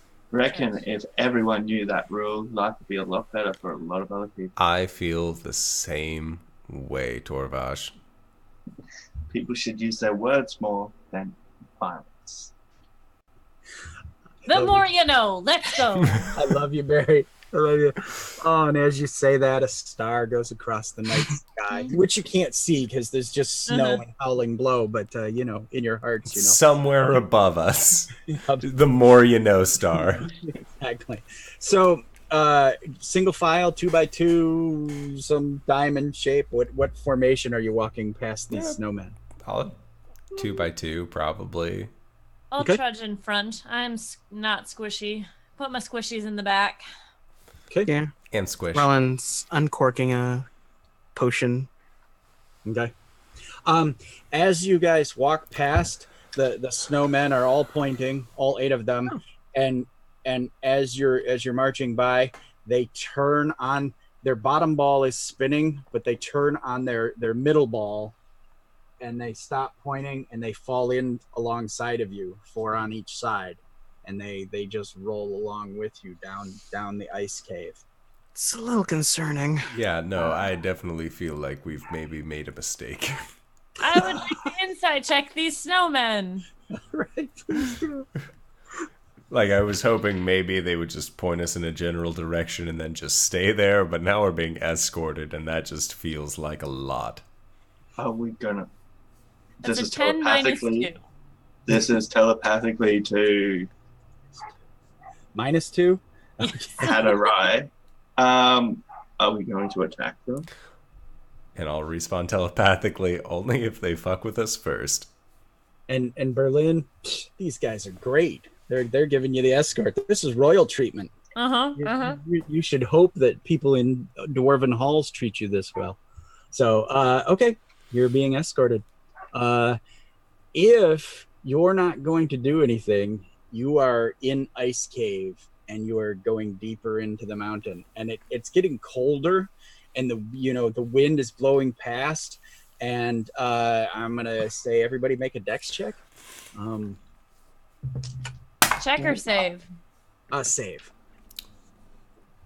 Oh, Barbarian, do you have your danger sense yet? Are you at that level?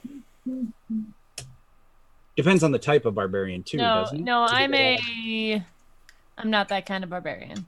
I thought Danger Sense was at second level. You got the. I thought it was Dungeon too, Dex. but I can't. Because I know remember. Gwen has it, and she's the spirit. Oh, path. I do. Yeah. You're right. All right, so you do get advantage on this. Is it an effect that I can see? Yes, Okay. you're walking on sheer. Oh, I plate see. of ice. So that's well, I rolled an 18, so that's an 18. I'm gonna Okay. yell out slip and slide because I got a 7, and I want to make it seem like I purposely did this. Okay. Okay, Anybody, Wolf. anybody else get the 10 or? I got an 8. I got Okay. a 16. Sorry. All right. So, Hadarai and Torvash, you guys go down on your butts, just blam, and you're like slip and slide, bloom, and you fall and you're sliding, and you swear these snowmen are chuckling, but you can't hear anything, but the balls kind of bounce and separate a little bit, and so you think these snowmen are chuckling at you. Do your friends help you up, or what do you do? Of course. Yeah. We Okay. tie ropes to each other. Yeah. I think that might One be a good idea. goes. Okay, so you guys tie ropes to each other. What's everybody's wisdom? 14. 11. 7. 8. And dump stats, wisdom. Oh yeah. All right. 14. Do Are you proficient in Arcana or History, Roland? I am proficient in Arcana. Yes. Go ahead and give me a roll. Like, I'm half proficient in at least everything. I understand, Jack of all trades. I'll let you roll a history. No. 21. I don't want to. Okay. I'm gonna use the line because of my Star Wars tree. You got a bad feeling about this. This is wrong, because a half dozen of these guys really put the hurt on you before, and now there's 8 of them, and they're taking you somewhere. Wait, now there's 8? Where'd the other 2 come from? They were was there the 8. whole time. Yeah, they were there. The other 6 the night before. There were two. There were 2 apiece at the. And I'm the wisest one here, and I had that issue. All right. Okay. Yeah, just gonna lean towards the closest person. I guess that would probably be Torval. Just go. This is gonna go sideways really fast. What's that to me? Yeah, I whisper it to you. Oh, as you said 12. I'm like, this 12. Oh, Vash, mate. Get my name Torvash. right. I'm Fuck's sorry. sake. Hey, new Torvash. characters. Gosh. Torvash the Stampede guy. Okay. So, again, because everyone would Stoner know, chuckle. everyone would be used to my voice in their head, especially in situations like this, because I'm assuming you've been in situations like this before. Are we attacking? I'm sure it's This is fine. to Len. To Who's who? what? Who? Len. Rowland. Oh. He said we can call him Len. Oh, yeah. Oh. I heard Gwen. I was like, Me too. I heard Len. It's okay. Are we attacking?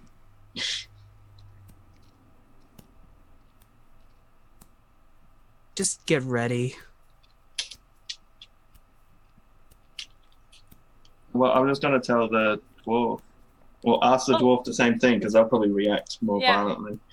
I tend to Attack. just, in my head, Okay, I was gonna say. in my head, I respond with, I just, go with the flow. So if you want to attack him, I'm ready to attack him. But, we need to talk to the guy, right? Or are we sacrificing the cat family? Have we gone down that path yet? Darkest timeline. Darkest timeline. You have reached the end of this message. All right. Remember, Just let me know what to swing at. I guess no one wants to attack. We'll just keep moving. We're Okay. good. We'll keep a weary eye out so we don't get ambushed. So as you roll in, you come around this bend, and now remember the walls are all ice, so there's these weird shadows and flickers and whatnot. There seems to be some kind of luminescence going on, which any of you who are proficient in Arcana, you know that it's some kind of fey magic that's permeating the ice and making it glow and such. Sound is echoey and weird too, so it's starting to kind of mess with your heads. It's sort of that I'll say it this way. Anybody done nitrous? No. So it's sort I of don't even know what that is. like at the dentist, they give you the gas. Oh! Yeah. Yeah. So, Yes. Like, Greybeard, what are you into, man? I have done dentistry. okay. We're just going to say we'll talk about it some other time. And Nights in the Courtyard. Tune in, Patreons. Grandpa Greybeard, stories of the 80s.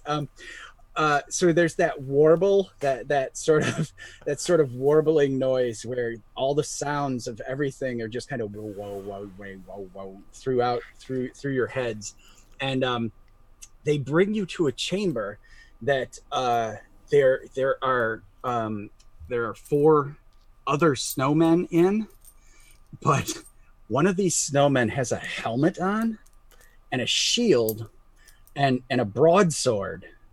And another one has a big amulet, and his whole body is yellow. He's yellow. He's yellow snow. and then there's a third one that's really small, like even smaller than Berlin, and it's a very, very small one, and it has 2 daggers for some reason, and the fourth one is a really big snowman, like big snowman, and it just has a maul, a great big maul, and so the 4 or the 8 that were with you stop, and then they do the center circle swivel, so they're all facing you, and then they roll back away from you against the wall, all still with their catapult snowball up and facing. Ahead of you is these 4 odd snowmen. What do you do? In Primordial, I will say we have been contracted to discuss a sacrifice with one Jack Frost. If you could possibly let us know where he is, or let him know we're here. We had an appointment. Thank you. And the yellow snowman rolls forward, and in Primordial, but it's definitely Aquan. It's got a bubble to it, and yeah, it's definitely a gurgling, bubbling brook sort of speech. What makes you think you should be able to talk to Jack? And when he says that, I will let him know we had an appointment in Aquan. All right. Yeah. And it almost sounds like when a bass jumps in the lake and it bloops, and it's like a laugh. It's like it's like I don't know if Jack had an appointment, and he says, "Is this about the family that lives at the bottom of the valley?" I'll just kind of nod in acceptance. Okay.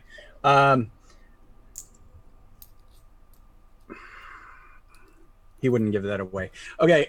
He says, well, then of course follow us. And he starts to roll forward.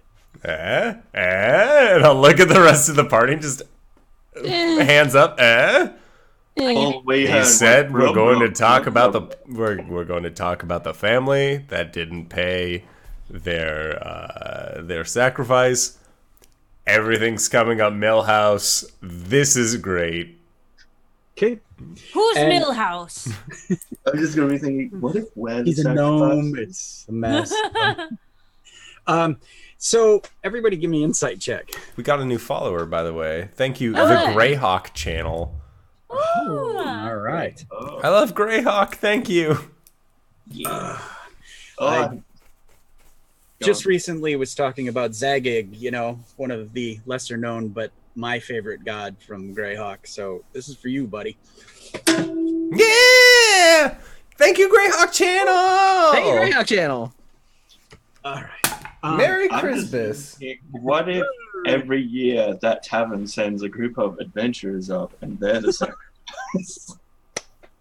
Devious. The Donner Party. Okay. I hate it. So insight checks. What do we got going on? I got Like 14. Roanoke all over again. All right, so this was a what check?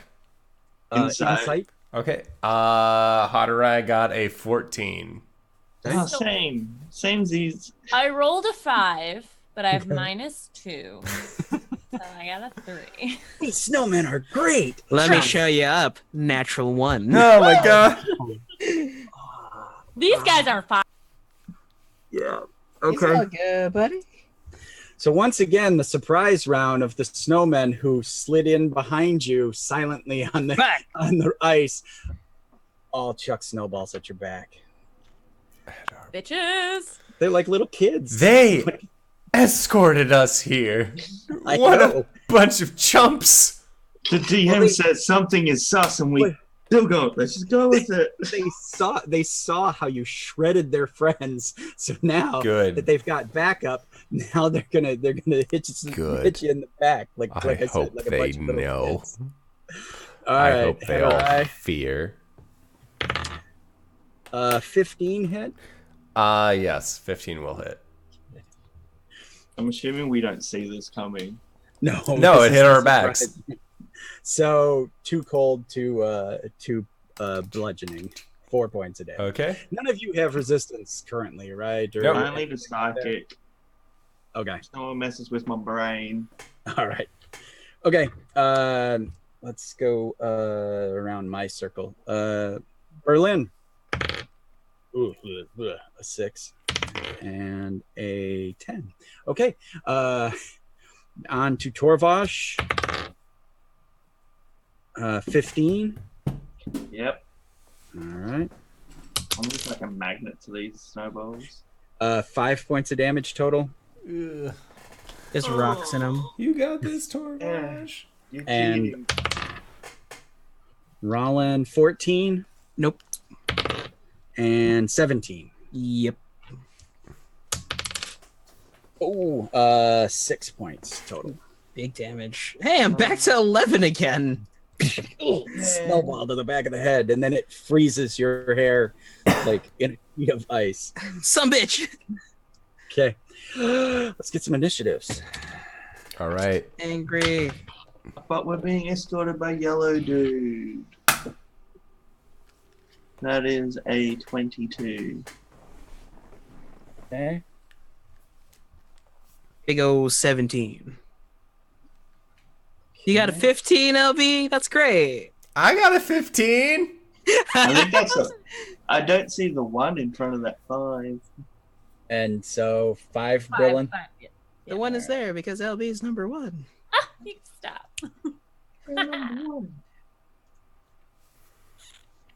Okay. All right. And so Torvash, what do?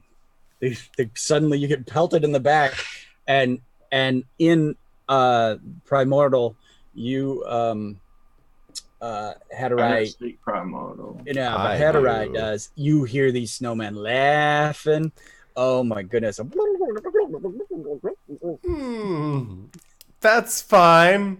I've had students laugh at me before until they got schooled. And they're throwing spit wads at you, and you turned your back. Paper airplanes. Okay. Torvash, you're up first, bud. I'm gonna turn around. Bright eyes. How the green or violet one? Which one's bright? They both just lit up. All And their I'm eyes gonna- of coal start on fire. And I'm going to confidently walk over like a parent who's scolding a child Okay. and walk up so I can get. How far away are they from us? Like 10 feet. They're right there. They just rolled in behind you and just like I said, like little kids catapulted these snowballs into the backs of you. Can I get somewhere where my team is not 15 feet from me? It's more than 15 feet from me? Yeah. And The I ice can hit cave is any of- probably 20 or 30 feet wide. So But I yeah, still want to be able to hit as many of those snowmen as possible. you can get 4 of them. Yep.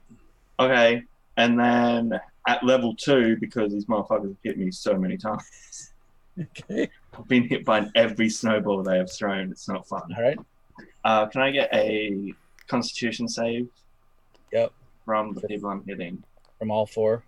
Yep. All right. And this time I would grab my loot out, and somehow, even though it's acoustic, it's gonna sound like a big electric guitar and just strum. Oh, nice. All right. Yeah.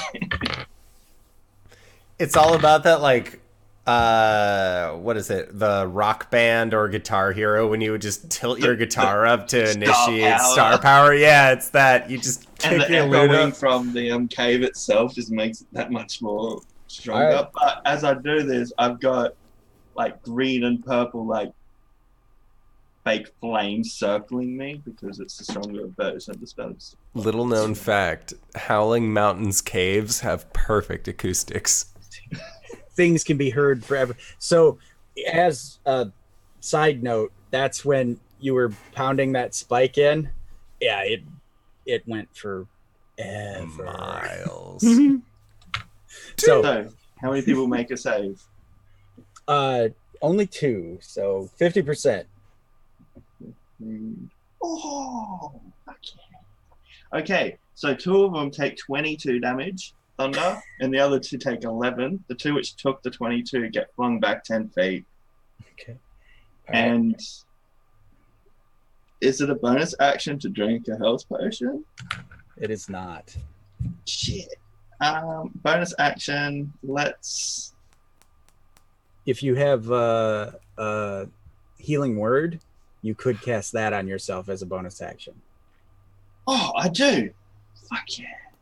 I'm gonna do that. So 1d4 plus 4. Your bars Okay. are awesome. Where'd my d4? Oh shit, team. No, don't worry, found it. I was like, my foot's gonna get damaged. Okay, all good. Okay, so the power of your rock and roll. Oh, the Kanjo's varied. I'd grab the Kanjo. The power of your rock and roll. 2 of these just and just are now green and purple sparkles, just sort of flowing down like a laser light show sort of deal, sparkling down to the cave mount. They're just blown to pieces. Their little coal eyes scattering off somewhere in the distance.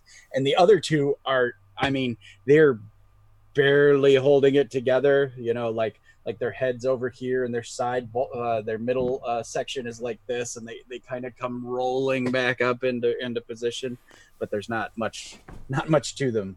They're looking mighty thin. Bonus action,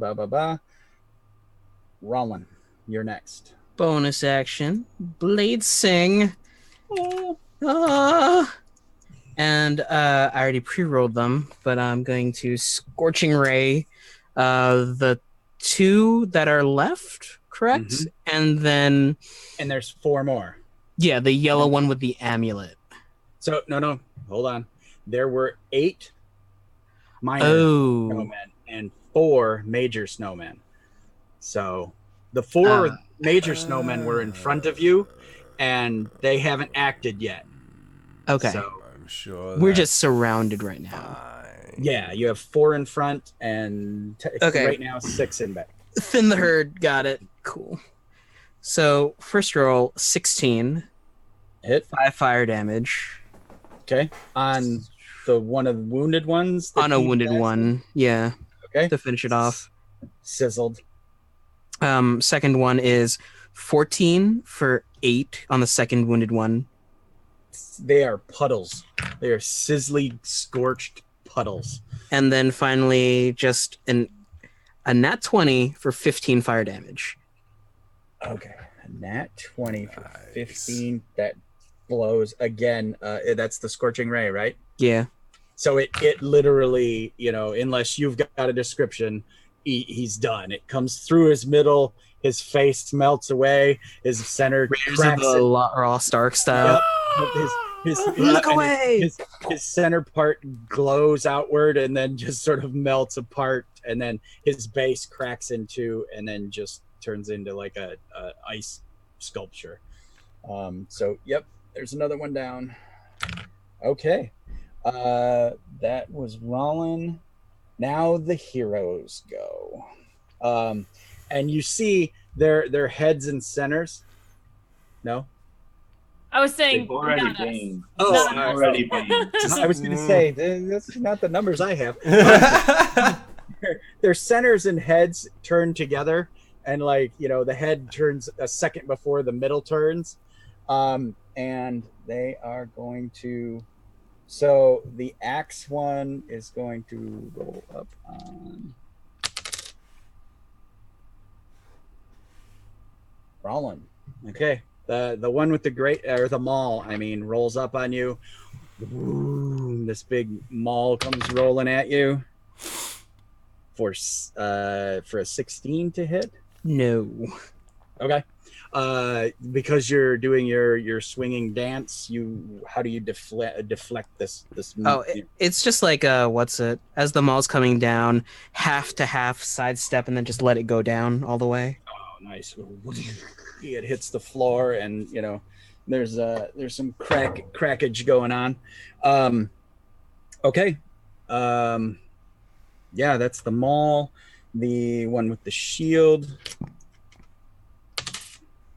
rolls up on Berlin. Shield and broadsword. Okay, he totally whiffs. He's attacking way up here for some reason. I've only hurt myself so far. All right, Torvash, you get the small little one. It rolls up and does a 14 hit? I'm going to use cutting words and just tell it to stop it. Okay. And no matter what I roll, it's going to drop it below my AC. Okay. All right. No. Okay. No. And it basically sticks its daggers out like this and spins its circle, its middle part, and just Ginsu knife past you, and you're like, hey, no. All right. It misses you. Yellow snow on Hatterai. I've done nothing. Bunch of Okay. haters. So give me a dexterity save as it sticks out and fires a blast of 13. Okay. Okay. Whatever it's firing, some kind of radiance or something goes blasting past you, and you sidestep or duck. It just goes over top of your head. Some kind of yellow light, maybe. It smells like ammonia. Oh, yes. Definitely some uric acid. Hatterai, you're up. All right. I'll look at this yellow snow figure that just tried to send its yellow snowish abilities towards me. And I will reach into my bag and I'll pull up what looks to be a small diamond, and I'll begin just twirling it in my hands. And as it does, it begins to flare up with fire energy as I cast a 2nd level chromatic orb using fire as the tenant for it, and I'll throw it forward.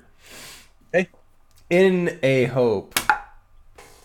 So that is going to be a 19 to hit.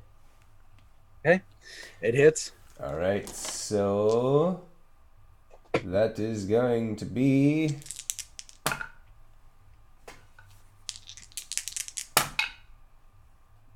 22 points of fire damage. Oh, beautiful. Because it's fire damage, the chromatic orb, you describe to me how you kill yellow snow. All right, so the way that I describe killing the yellow snow is that I begin circling around this small crystal, and as it does, it's changing from different damage types, and I'm kind of muttering to myself, like, poison, no, acid, no, thunder, no, water, no, electric, no, until eventually fire.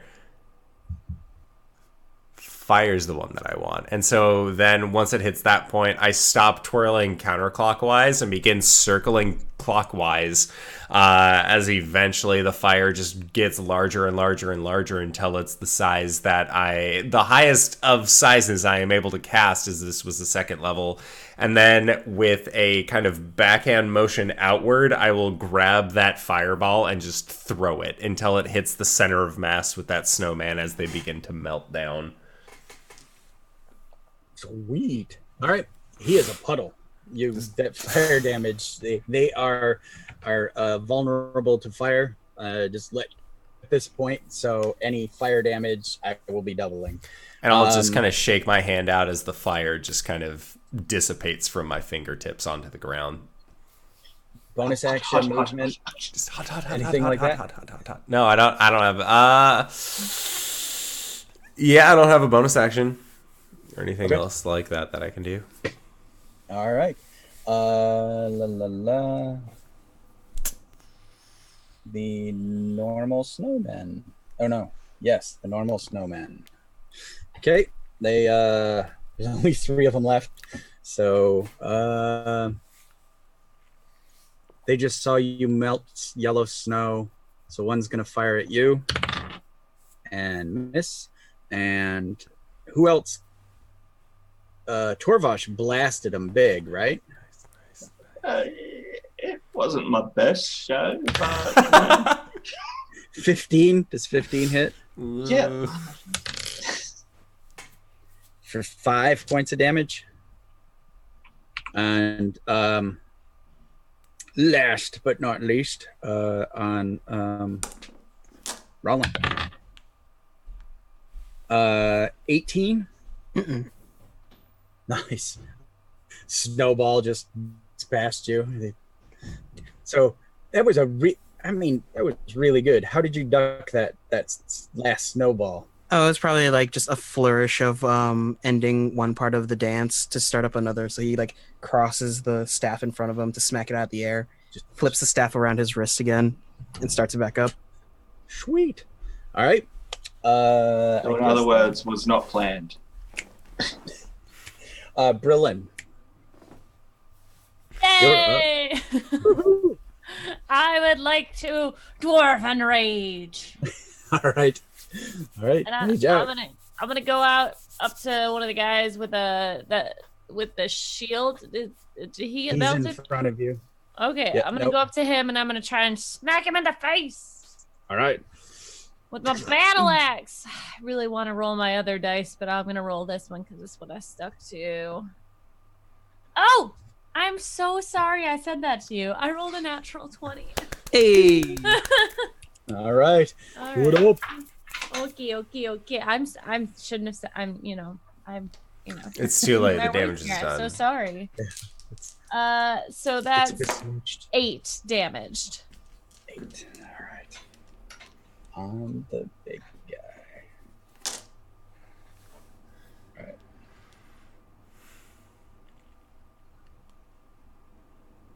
Math. Got it. Okay. Okay. That is it. All right. Top of the round. Torvash. You're up, buddy. Okay. That little stabby McStabster next to me. Mm-hmm.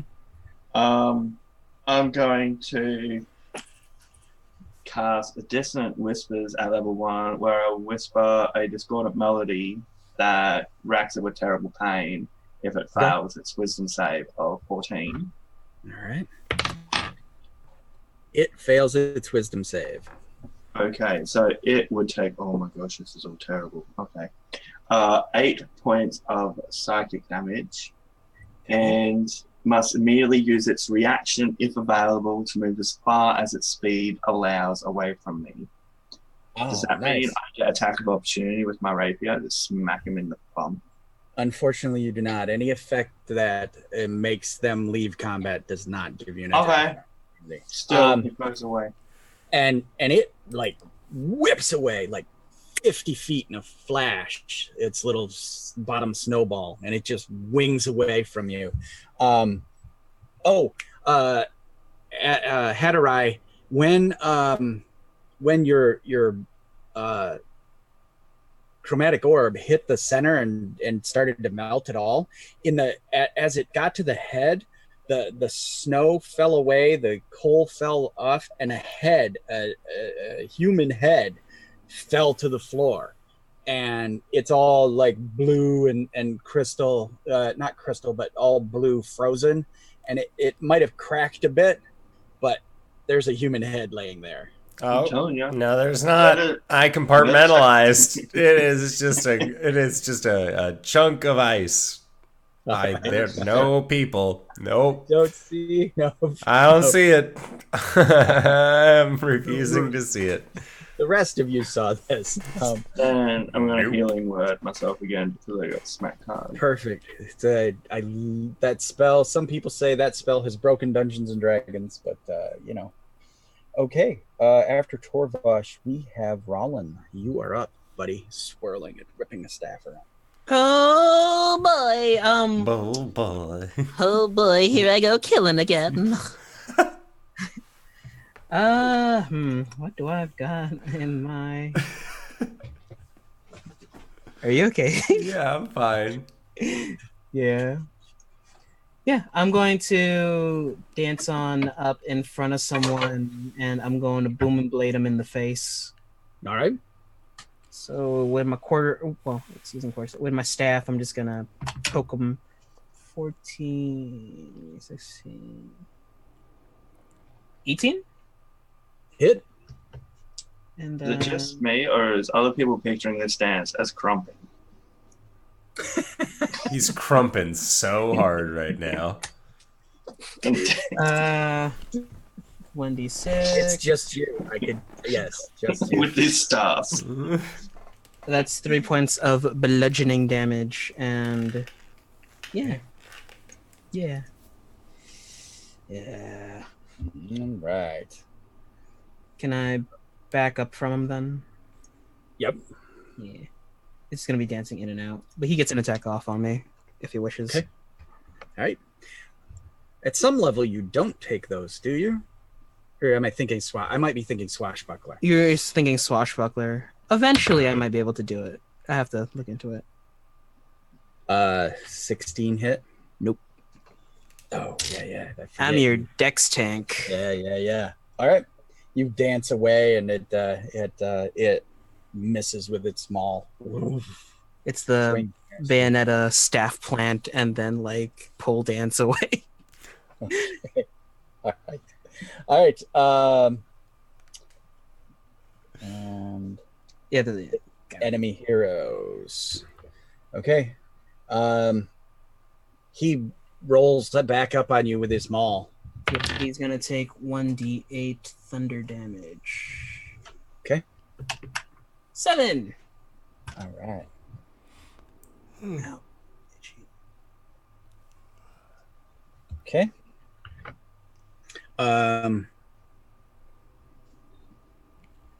Trying to Stabby McStabberson comes whirling back, or can't he approach you till the end of your turn? Well, he used all his movement. He shouldn't be able to move at all. It's a new turn though, isn't it? Yeah, it's his. Oh, son of a bitch. You'd Now have he to- can come back to me. No, doesn't he have to make a save at the end of his turn though? He didn't make it the first time around. Yeah, I don't know the spell well enough. I can't remember. On a failed save, it takes damage. You must immediately use its reaction if available to move as far as its speed allows away from you. Nope. Nothing about needing to do a save. I think it's more just to get it away from me at the start, so if I wanted to run. Okay. Is he coming back for more? Yeah, he is, and he misses completely. There, wish. Crazy. Right past you. Okay, and the broadsword on Brillin. Woof. His little shield. No broadsword. Scimitar. Right. All right. Do it. So many props. 1. Ha Again, he's like at where a human head would be. He's waving his broadsword around. There we go. Okay. Misses them. I'm gonna move this along a little. The heroes, Heteri. All Go right. up, buddy. I see yet another one of these hero class snowmen aggressing on one of my friends.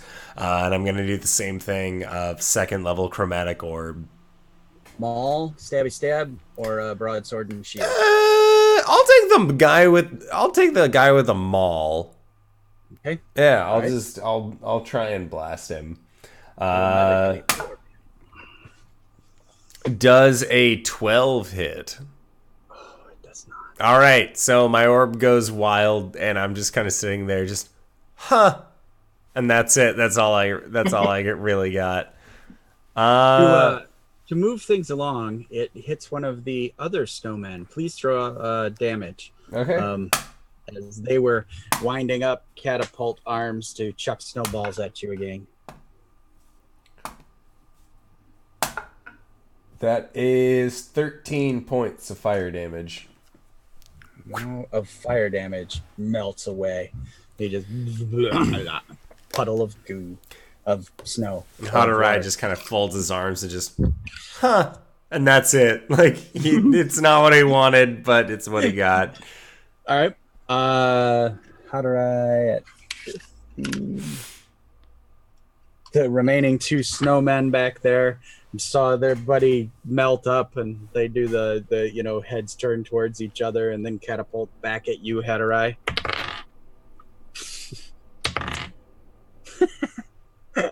The second one was a 1. He turned and then chucked it at his friend, so his friend now has 1 breast.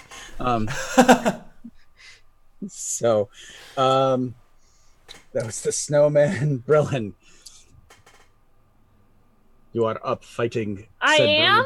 Yes. I do it. I do all the things. I would like to reckless attack. Oh, shit. There you go. They're in such a nice case that I just want to, keep them in there. All right. Reckless attack. Oh, that's a 22 to hit. Hits. All right. And I do 7 plus 4 is 11 points of damage.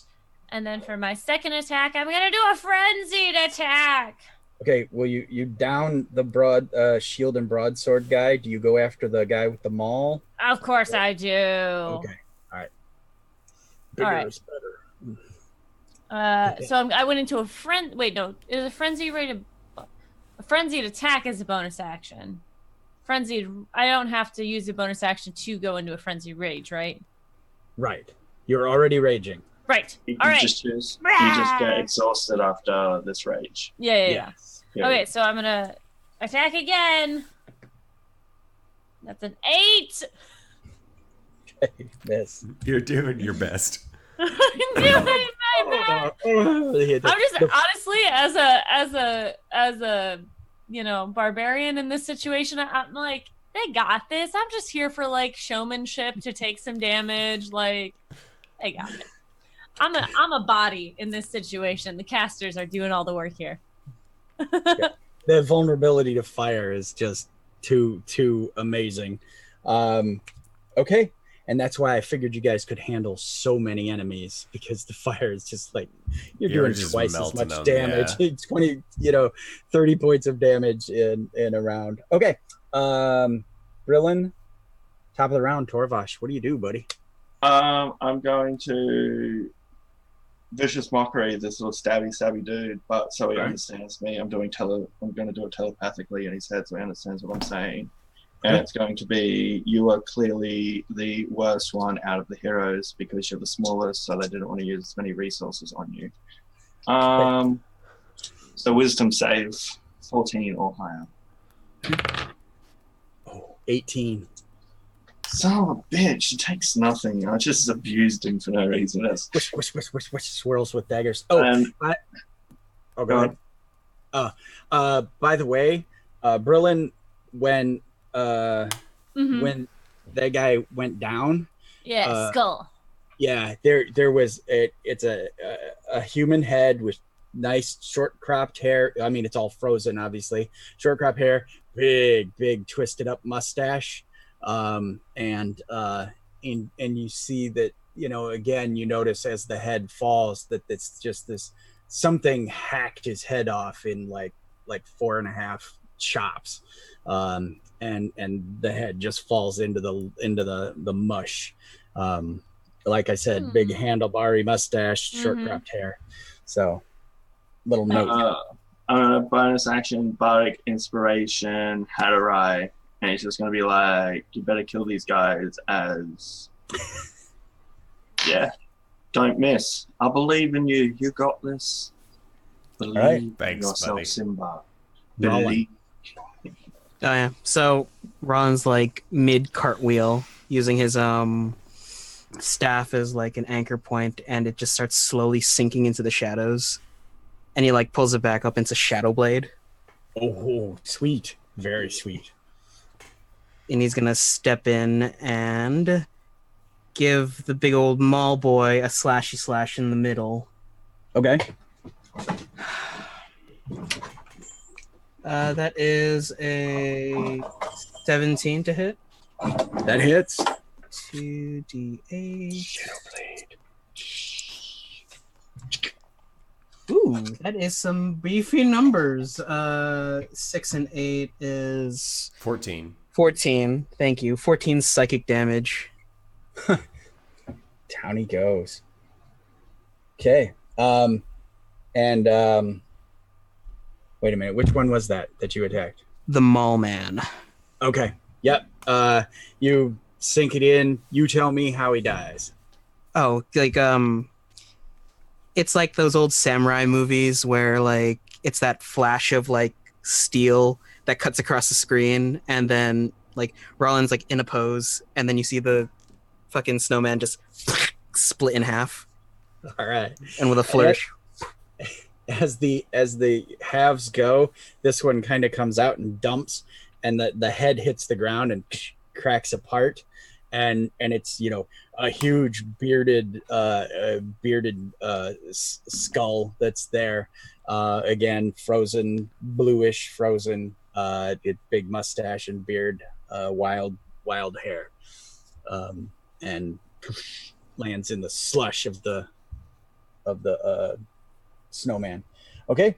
Anything else? Bonus action, movement, blah blah blah. That was already my bonus action. Movement, I'm gonna sidle up next to the dagger boy. Okay. Or dagger person. Dagger Man. Dagger. Hey. He's All Snowman. you're seeing is We've me talked just about this. staring at it intently, not hearing any insults, but I'm just eyeing it like, come on. Right. And it whirls its daggers around, and now it's coming at you like this with its little stick arm. Ice picks. 18 Mm-mm. and a 21. This is on Torvash, not Oh. you. I thought you said he whirled around. That's why. Or if I can I need to double check. Oh, okay, I'm gonna use my last bardic inspiration and try and cutting words that first one. Okay. So what do? I roll with Here. die. Inspiration die. That is a 5, which takes it to a 13, which is one less. Yes! I'm like, can't touch it, but this is all telepathically, so we can hear it. Okay. No one else sees it. It's just weird eye movements. And the other one stabs you for 6 points of damage. This, you hear me yell, ow, mother. All right. Okay. Yeah, Stabby Boy Couldn't and touch it. heroes. 15. Had her eye. Okay, I'm gonna try and blast him. I'm gonna use a first level chromatic orb on Stabby Boy. That is a 17 on the die to hit. Hits. And then it is going to be 14 fire damage. It turns to steam because it was only like 3 feet tall max, and as it all steams away, you see the not quite, only like half frozen head of a little halfling. She's got a ponytail in back. What the hell? And again the jagged like hacked part across the neck, and as the snow steams away, her head sloshes into the puddle on the floor. Would I have been able to use my quickened spell sorcery point for that? So to have the chromatic orb be a bonus action instead of a regular action? Yep. Okay, cool. So I will do that, and then as my attack action, I will firebolt the other one of these heroes that's still around and kicking. All heroes are dead. All the heroes are dead. There's only 2 normal snowmen left. Oh, I'm blasting a normal snowman. So that is 17 to hit Hits. for 5 points of fire damage. Okay. doubled. He's still going, but very thin. Yeah, Curse of that's all I Dynamite. can do. I've used my sorcery points. All right, head awry. That snowman, the remaining 2 snowmen, flee. That's right. Go ahead. Bitches. Go ahead. Anybody who is readied with a melee weapon may make an attack. Oh, I don't have that. They rip past you down the hallway. Ooh. I have a 21. 15. Excellent. Both hits. 6 damage. Okay. Do How I do you, need a swing? since you need to do one of these, how do you kill this snowman with your battle axe? So as he's walking by, I spin around the other way and catch him on my swing, and just like it's one of those movie moments where he's like he slides forward and then stops and then just slides off. Top half of him slides off. Perfect. 14 points of psychic. All right. And he is you basically blew his head off, Oh my god. and his eyes dropped down onto his center section and his nose, and now he's basically a headless snowman. He's just 2 of these balls rolling away. I mean, he's got like 1 Can I get him to do a wisdom save as I vicious mockery him and just say die?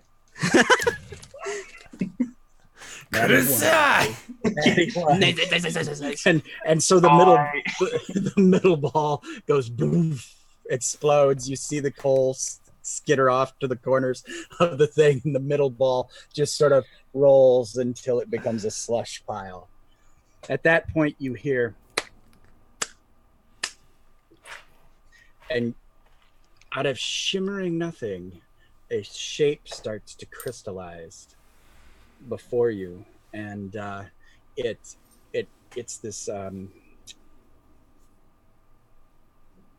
humanoid figure that's totally looks like it's made of frost, and there seems to be sparkles of snow coming off of it, and it's in a single, like a gown or a single robe, and you notice by its side it has a really long sword. It's a silver blade with like a white handle to it. It looks something like so, and that's on its side.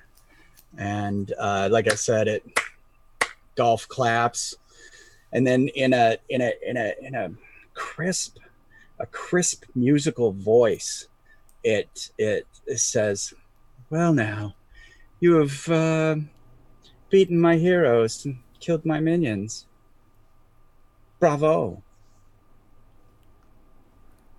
Are you Jack Frost? Yes, it's what they call the common folk use that name. My true name, I won't tell you. And Brillin, give me a history check with advantage. All right. That wasn't good. Okay. All right. History +2. 14. Not bad. Okay. You realize that this, 4-foot razor blade that he has on his side would strike through a neck in it would be a surgical blow. Mm-hmm. So whoever took these heads, Mm-hmm. it wasn't this guy. Can I ask him to please tell us his name and persuade him? Pretty please? Sure. That would be a 27. All right. And are you asking him telepathically No. or out loud? With a please tell us your name with a cherry on top. And he begins to say his name, and it's not even primordial. It's in a different language, and you don't understand it. If you give me a history check at disadvantage, I will let you remember the noise of it, the music of it, and we'll see what happens. Oh, you're doing no. You said you're not doing this telepathically. No. He's not. All right, I'm totally doing this as well. Oh, that's still at disadvantage. I rolled a 19 and a 17, so that's a 19. I rolled a nat 20 as one of them, and then the other was a 22 because I rolled an 18. Okay. All right. You both remember this musical rhythm, this language that I'm assuming no one speaks Fae, right? No. I do now, though, because we haven't come across any of my own. All right. So, like I said, you understand this musical note. And it then says, but as you can see, I may need some new heroes. So I appreciate your presence. There's a family that lives in a tavern just down the bottom of this mountain. Great heroes. I'm going to do a quick once-over because I realized that there might be someone else at hand if this guy did not chop off their heads. Okay. And I shouldn't be doing this because I'm terrible. That's a 5. Okay. All right. Do you mention that you're looking for someone, or that someone else must be here? Well, if I look around and I don't see anybody, I'm just gonna say, so where is your champion? If you're not the one who's doing the dirty work, who's cutting off the heads around here? Because I don't think that it's you with your nice shiny blade. And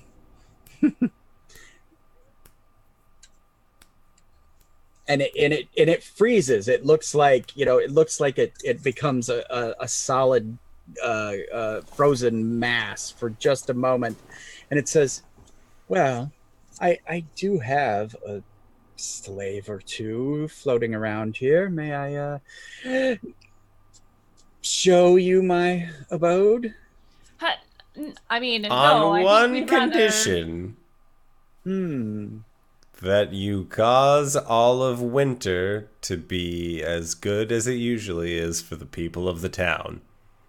All of them. All of them. There's only the one place. He says, we're doing this for one place? Yeah, just That's one. why I said we should just sacrifice them at the beginning. No, This was not a terrible thing. This argument breaks out. Yeah, it's not for the whole place, it's just for one family. They said that they were short on their silver. I will give you gold. And you hear his laughter sounds like sleigh bells, and it fills the entire cavern. The laughter, and he says, "Oh, them. They didn't do what they should. So rules are rules, and." I don't think even 1,000 silver would assuage my anguish at their lack of sacrifice. What if I gave you 8 gold instead? Gold, summer metal. Who can do anything with that? And he does a flourish, and the blade, the silver 4-foot, basically naginata, or nodachi, flashes like a gleam down its blade, and it is a silvered weapon.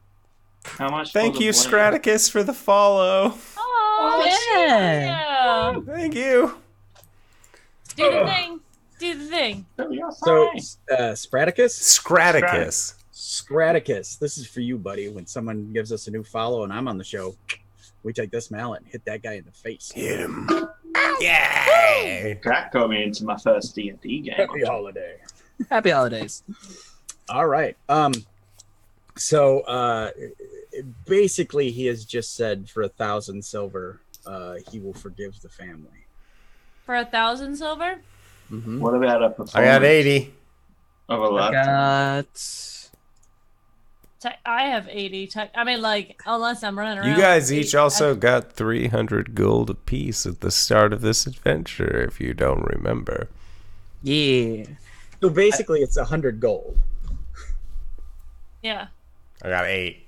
I have But 8. it has to be silver. Yeah. I have 0 for this guy. You're not getting any of my money. Hey, Rollin, I know that you're, I didn't get a chance to shop for myself, so I have 300 gold. I have a mirror that is made of silver. I You have a put that by hat. 50 gold, it looks like 100. So someone give me a persuasion check. I'll do Not it. me. One of the Who's charisma doing it? people. Do it. I'll do it. I will assist you and give you advantage because Rollin is like sat on the ground picking out silver from his pouch. 15. 15. Well, it is a glorious day, and you know that at least one of you would know that it is midwinter.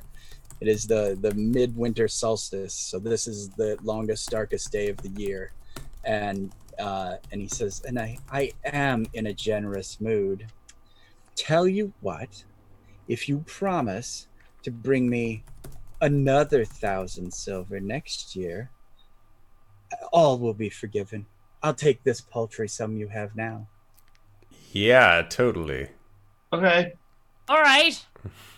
773, 774. I swear on the lives of the people at the bottom of this hill, we will be back.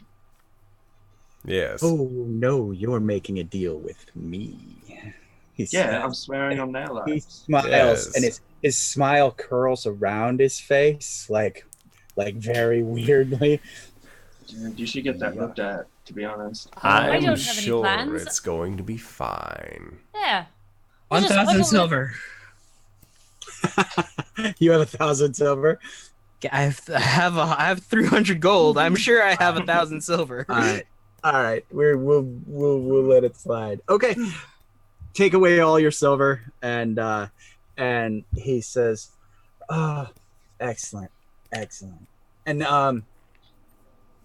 yeah." So basically, he leads you into the throne room, and you see there's just piles of silver on both sides of the throne, and he's like, "Put it there," and everybody give me an insight check real quick. Oh no. Can I make it rain? Oh, hot. Yeah. If you throw, you notice when you start throwing the silver around, you're like, chucking the coins, and they hit the ice and they just slide to the piles. They just move along. 21. Eh? 21. Anyone else? 2. 17. 3. Barbarian insight. Yeah. Wizard insight. Okay, and what was yours, Roland? 17. Okay. Torvash, you notice it's like an ice wall, but it's really thin, and on the far side of it, you see there appears to be a hunched over being in a red suit and a red hat. And it seems to be behind the ice wall. Friggin' Wizard of Oh shit. Okay, I'm gonna. Oh, do I have anything which I can do? I will only- ask what's the deal with that guy, and I'll point to the red suited man behind the ice wall. And the jingle bells ring again as he laughs, and he says, "That's one of the slaves I was speaking of. Pay no attention. And he waves his hand, and the thin ice wall becomes crackly and frosted like white with like opaque, so you can't see any longer. Telepathically to Cataract attack the wall. Let's do it. I will respond mentally to my friend, and I will say, "No heckin' masters," and I will use my chromatic orb to use thunder damage against this ice wall to blast it open. Okay. Fuck yeah, we're gonna die. Go for it. Thank you to Cyber Piglet for the follow. Cheers, Cyber Piglet. Wait, And did we get him earlier? No, he subbed, but he did not. Not. JD follow. bought a sub for Cyber Piglet, but Cyber Piglet. Yes. So. All right. Big Whoa! Oh shit! Whoa! Thanks, Granicus. Whoa! Wow! Wow! Wow! Wow! Wow! Whoa! Whoa! Hello! Oh, Hello? that's Holy that's bajoli. nice. Hi, everyone. Hey, Hi. guess what? You. everyone but that one dude. You got. If I Bye, could. dude. Yep. I will make. If anything, RJ, you should post in the chat, and I will make you. There you are. So. Oh, hi. It You're might modded. be. Hey, cool. This Boom, might headshot. actually, yeah. Cyber Wolf. Yeah, Cyber, let's do it. Do it to it. And. Ben Hammer. Yeah, this might be a little. Yeah, let's Well, gonna thank you to Straticus Yeah. for coming. Thank you to Hardly Working. Thanks, dude. I guess. Have we banned him yet? I just fucking. We're trying. Yep, I'm waiting for my stuff to. Can I just click his name and ban? Well, I have to get my thing to fucking do the dude. I was talking about Indo. There we go. Woo! Oh, he's still going. And banned. Yeah, he's banned. Goodbye. Wow, I think that's the first time we had to do that. Yep. So, Merry Christmas, everybody. Merry Christmas! Christmas band, Christmas band, Christmas band. This guy. all right. Oh, Next yeah, kid. Yep. Sorry, we're over, but this was like the Yeah. end scene here. So, chromatic orb, you blast the wall. Yeah, I will thunder damage the wall, keeping the red suited man with his red hat away. Okay. It cracks. It forms these rigid cracks, and the frost falls away first. So then the clear wall is still there, but it's cracked too, and it just falls to the floor and scatters out across the ice before you. And there's this, rotund, large, white bearded man with a red cap and a red suit, and he's got huge manticles of which those of you who have arcane skill know is cold iron. Are we free in this? What are we doing? Can someone give me a heads up? I'm like holding my axe, like I'm not sure. Not sure. At this point, I think my Shadow Blades is like, fuck. Yep. I kind of just look at our bread friend. And you hear the sound of, it's like ice on a grill. It's the Oh, good. 4-foot razor blade comes out, and he's like, "My slave, not yours." I did not want a slave. I just don't want anyone to be slaves. That's cool. So yeah, what are we doing? Rolling in niche. Let's go for it. Okay. Oh, jeez, Louise! Get it! I like my dice today. You 17. roll a 1. 21. I rolled a 3. Oh boy. all told, that's That's a 3. okay. All right. 21 for me little bad dude. I am not I got you. Anyone? super Grilling? good. I got an 8. All right. Okay. Torvash, what do you do? This fine 4-foot silver blade has been and brought forth. The man in the red suit has these cold iron manacles on. I've got nothing for manacles, so old mate's by himself over there. I'm going to vicious mockery Jack Frost and say his sword is very small and puny and silver sucks. All right. So wisdom save of 14 required, or else he can't be offended. Oh, natty 1. He's offended. Nice. Yes. So I succeeded in one of these. he just slides across the ice backwards. The whole time, he's retreating. Then the blade is pointed at you. No, vicious mockery. They don't walk away. Oh no, which one am I No. thinking of? You're Dissonant thinking. Whispers. Yeah. Yeah. Okay. Vicious mockery. He takes 3 points of damage. Okay. And he has disadvantage on the next attack roll it makes before the end of its next turn. Plus disadvantage. Okay. Cool. Duly noted. Torvash, do you have any movement, bonus action?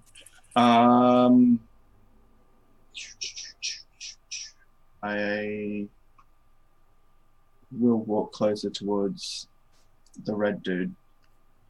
Okay.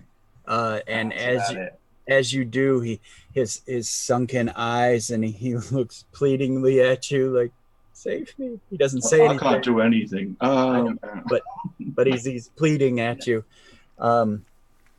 Torba, and then Jack.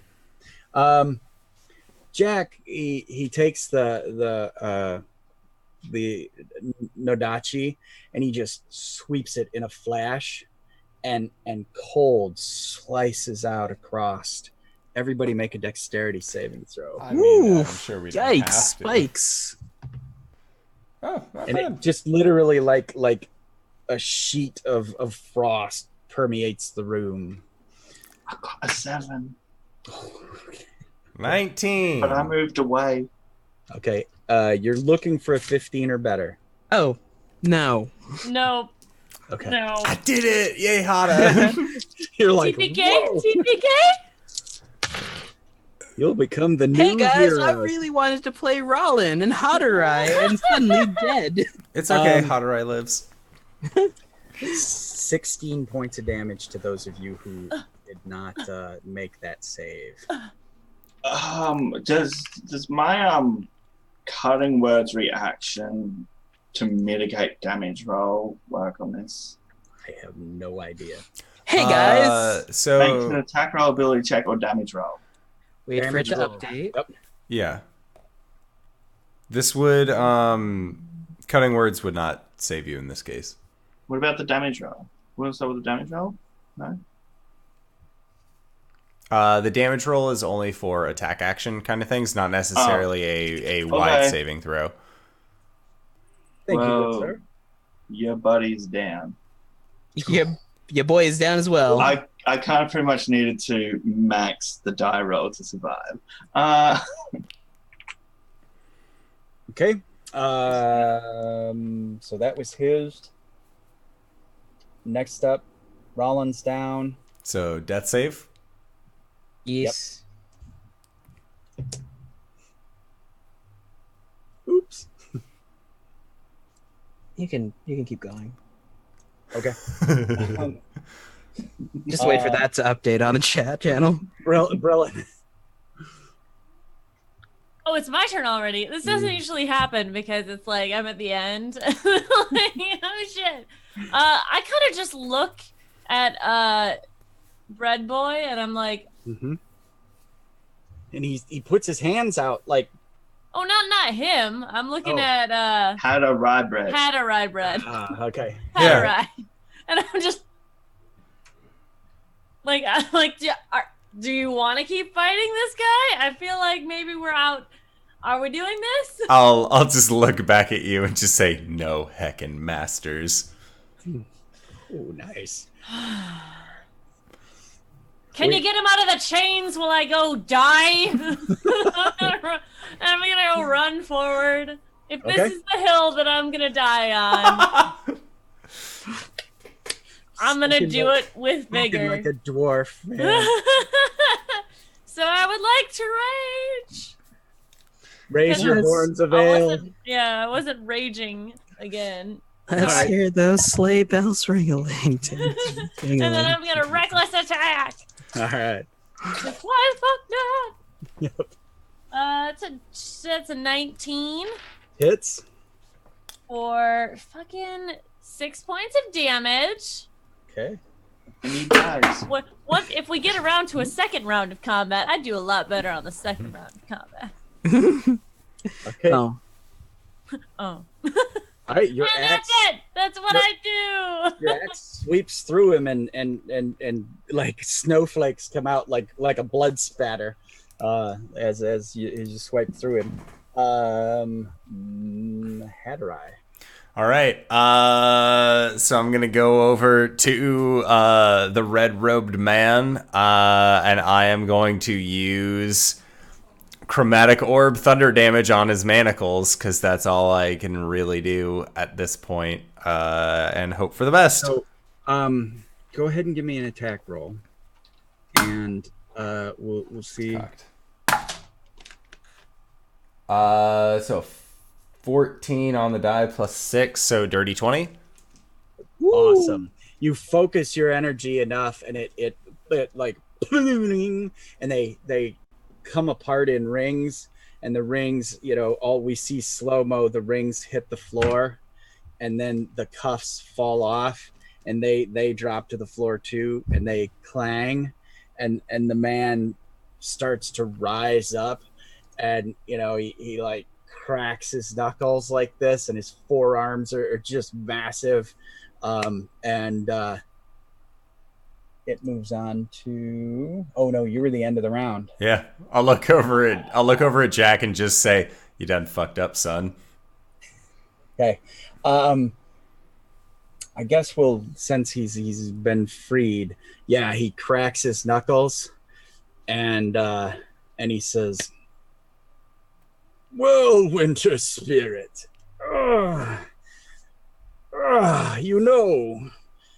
you shot me down. You trapped me. You used your Padre men, snowmen, to freeze me solid and chain me. But and he says a name in Fey, and you'll eventually find out that it's Father Christmas. And he then takes and moves towards Jack, like I said, the whole time cracking his knuckles, and Jack starts sputtering and like, but it's my mountain. You shouldn't have been here. You did not have any silver. And he says, I had sleigh bells. You could have traded me, but now we have problems. And he brings a big meaty fist down towards Jack.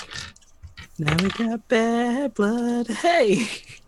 And Jack, as the meaty fist goes to hit Jack, Jack goes into just a cloud of snow. Oh, shit. And just is gone. And the silvered blade ting ting ting ting clatters upon the ice cave floor in front of this throne. And as Father Christmas turns, he says, "Well, now, aren't you just heroes?" Yes, we are heroes. Brillin, go ahead and give me an insight. An insight check. Come on, Yeah. dude. Yeah, sorry. No. I'll let you have advantage. On insight. Mm-hmm. I'm definitely going to be picking up this like silvered. Yeah. I'm just like, yeah, no, totally heroes, but like just taking this sword. I rolled 2 9s, so that's a 7. 7. All right. I believe everyone. Anybody else a melee fighter? No. Dan, song. They're unconscious. Songbite. Yeah, go ahead. Oh, unconscious. Oh, right. You guys are dying. We're just on the floor, like, yeah. All right, go ahead and nobody roll a 1. So you die. Why'd you have to say that? Can I I got a- stabilize someone? I got a 5, but Okay. All right. And Wait for that to update. Are you dead? Can I? No, I'm close. do I need I'm to like- roll my second one? Or... Can I go stabilize someone, please? roll a No. medicine check. Okay. I hope I don't kill anyone, but if I do, I'm not sorry. It's a 1-shot. That's a 9. I'm plus. just going to let it happen. Uh-huh. I have. Oh, that's -2. Oh. I'm really into this That's a 7. sword. I have a healing potion. Not me, not me, not me, not me. Father Christmas turns and it's like, "Oh, we can't have this now, can we?" And his laughter rings out like golden bells, and the laughter, kind of falls in these golden sparkles upon you guys, and you're both healed. 8 points apiece. Cool. Yeah. And go ahead, Rollin. Give me an insight check with advantage. Or no, not with advantage because you didn't notice something earlier. Oh, that's okay. If it's the frost that's coming out towards us, we noticed it. Yeah, it's a 17. I've been rolling that number a lot. Huh.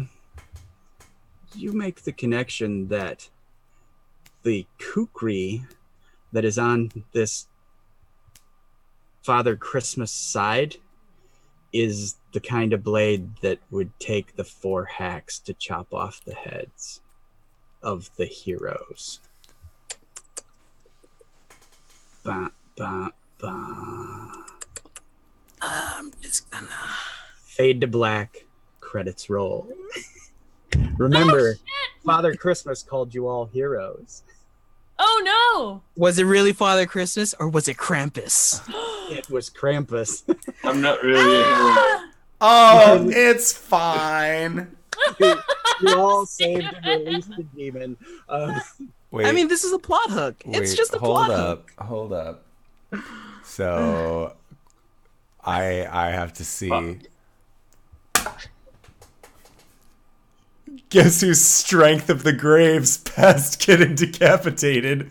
This shadow sorcerer. I'm fucking out. I'm taking all my shit and leaving.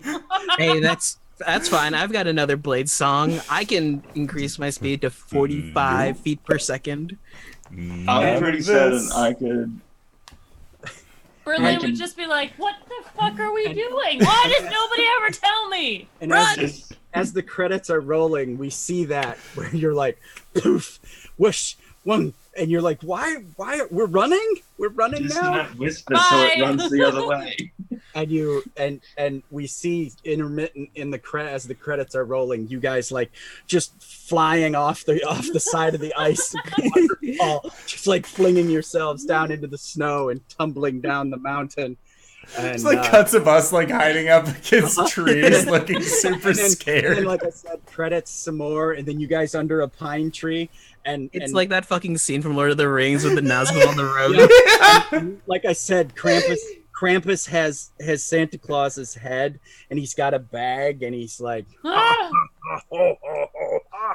We really need a Santor right now. and, I need and a then, like, centaur. then like I said, at the very end, there's a scene of you guys sitting in an inn, all with a hot cocoa, wrapped in blankets, just shivering.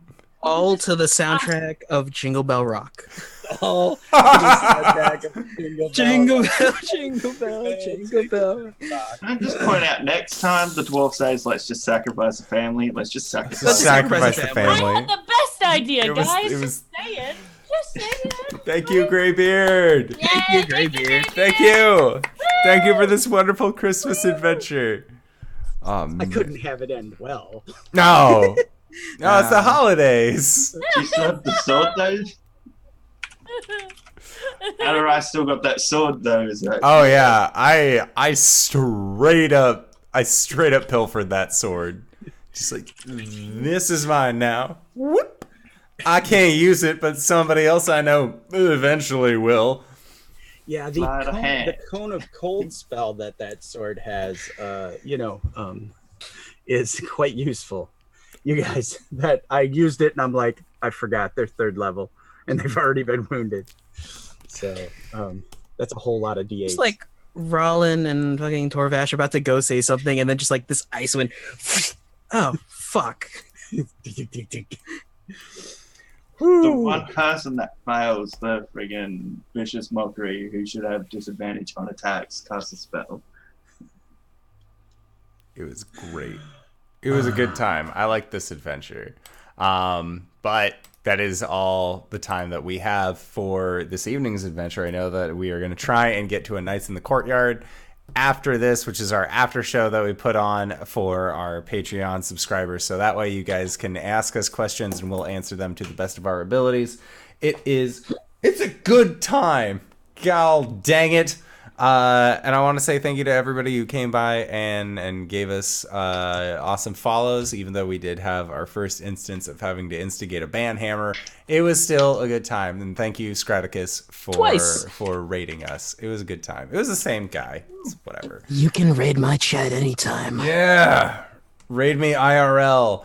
But you guys didn't just come here for my role-playing ability. You came here for everybody else. So, Greybeard, as our DM, once again, thank you so much for this Christmas-themed adventure. Where can we find you? What do you do? I'm Greybeard of Greybeards Tavern. Come see me on Sunday mornings where we play some darkest of dungeons. And as you saw, there may be 1 or 100 props. You know, it happens. And Tuesday nights, I'd like Core Blast right here on Indoor Adventures channel. And I love that game. Come see us. It's the HBO show of Dungeons and Dragons, so check it out. Yeah, all right. RJ, where can we find you? What do you do? Hey everybody. Whew. I'm RJustice282, or RJ here on the show. You can find me at RJustice282 on Twitter and Twitch, where I tweet about the nerdy things and my day at work, and sometimes about random transportation incidents. I have something to talk about later on. But yeah, also on Monday as Calum, and Tuesday as Hubris. Yes. All right, LB, where can we find you? What do you do? Hi, I'm LBHackEmUp. You can find me here Mondays and Tuesday nights playing Gwen the Half-Elf Barbarian, or Ghost the Shifter Blood Hunter Cleric now. And I'm got some exciting things going on in the new year. Probably I'm going to be playing a lot of D&D, but I'll be on the Discord for Indoor a lot because I have no self-control. Yay! Yay! All right, and Barry, where can we find you? What do you do? Twitter and Twitch at Barry. I've been getting back into streaming lately, mainly genetically modifying dinosaurs in Jurassic Park, which I should not have made my raptors really strong in hindsight. Well, as my visitors at the park found out the hard way. I watched that. It was good. They died. They died a lot. But yeah, apart from that, I'm here Tuesdays where, like tonight, last session, I ended up unconscious on the ground. Without doing anything. Yay! All right, and I am the Indoor Adventurer. If you have found yourself here, you probably already know that, but if you have not, you can find backlogs of all of the VODs that we do at youtube.com/theindooradventurer, or you can come and check us out on Twitch at twitch.tv/theindooradventurer. We also have a backlog of all of our VODs as an audio cast. So on iTunes, Spotify, Anchor, Stitcher, anywhere that you listen to podcasts, besides Podbean, because they cost money, you can find us there at Indoor/Adventures. And if you want to tweet out at me and ask me questions, you can check me out at indoorwhatthefuck on Twitter. But we are going to be going to our after show directly after this. So for all of you patrons out there, you can pose us questions directly. You can get access to our after show, which is super fun. But until then, we will see you guys next time. So thank you everybody so much for coming by on Christmas. I know that it was very short notice, but we managed to get a good game thrown together. So thank you everybody, and we will see you all next year. All right, everybody. Next year. Bye-bye.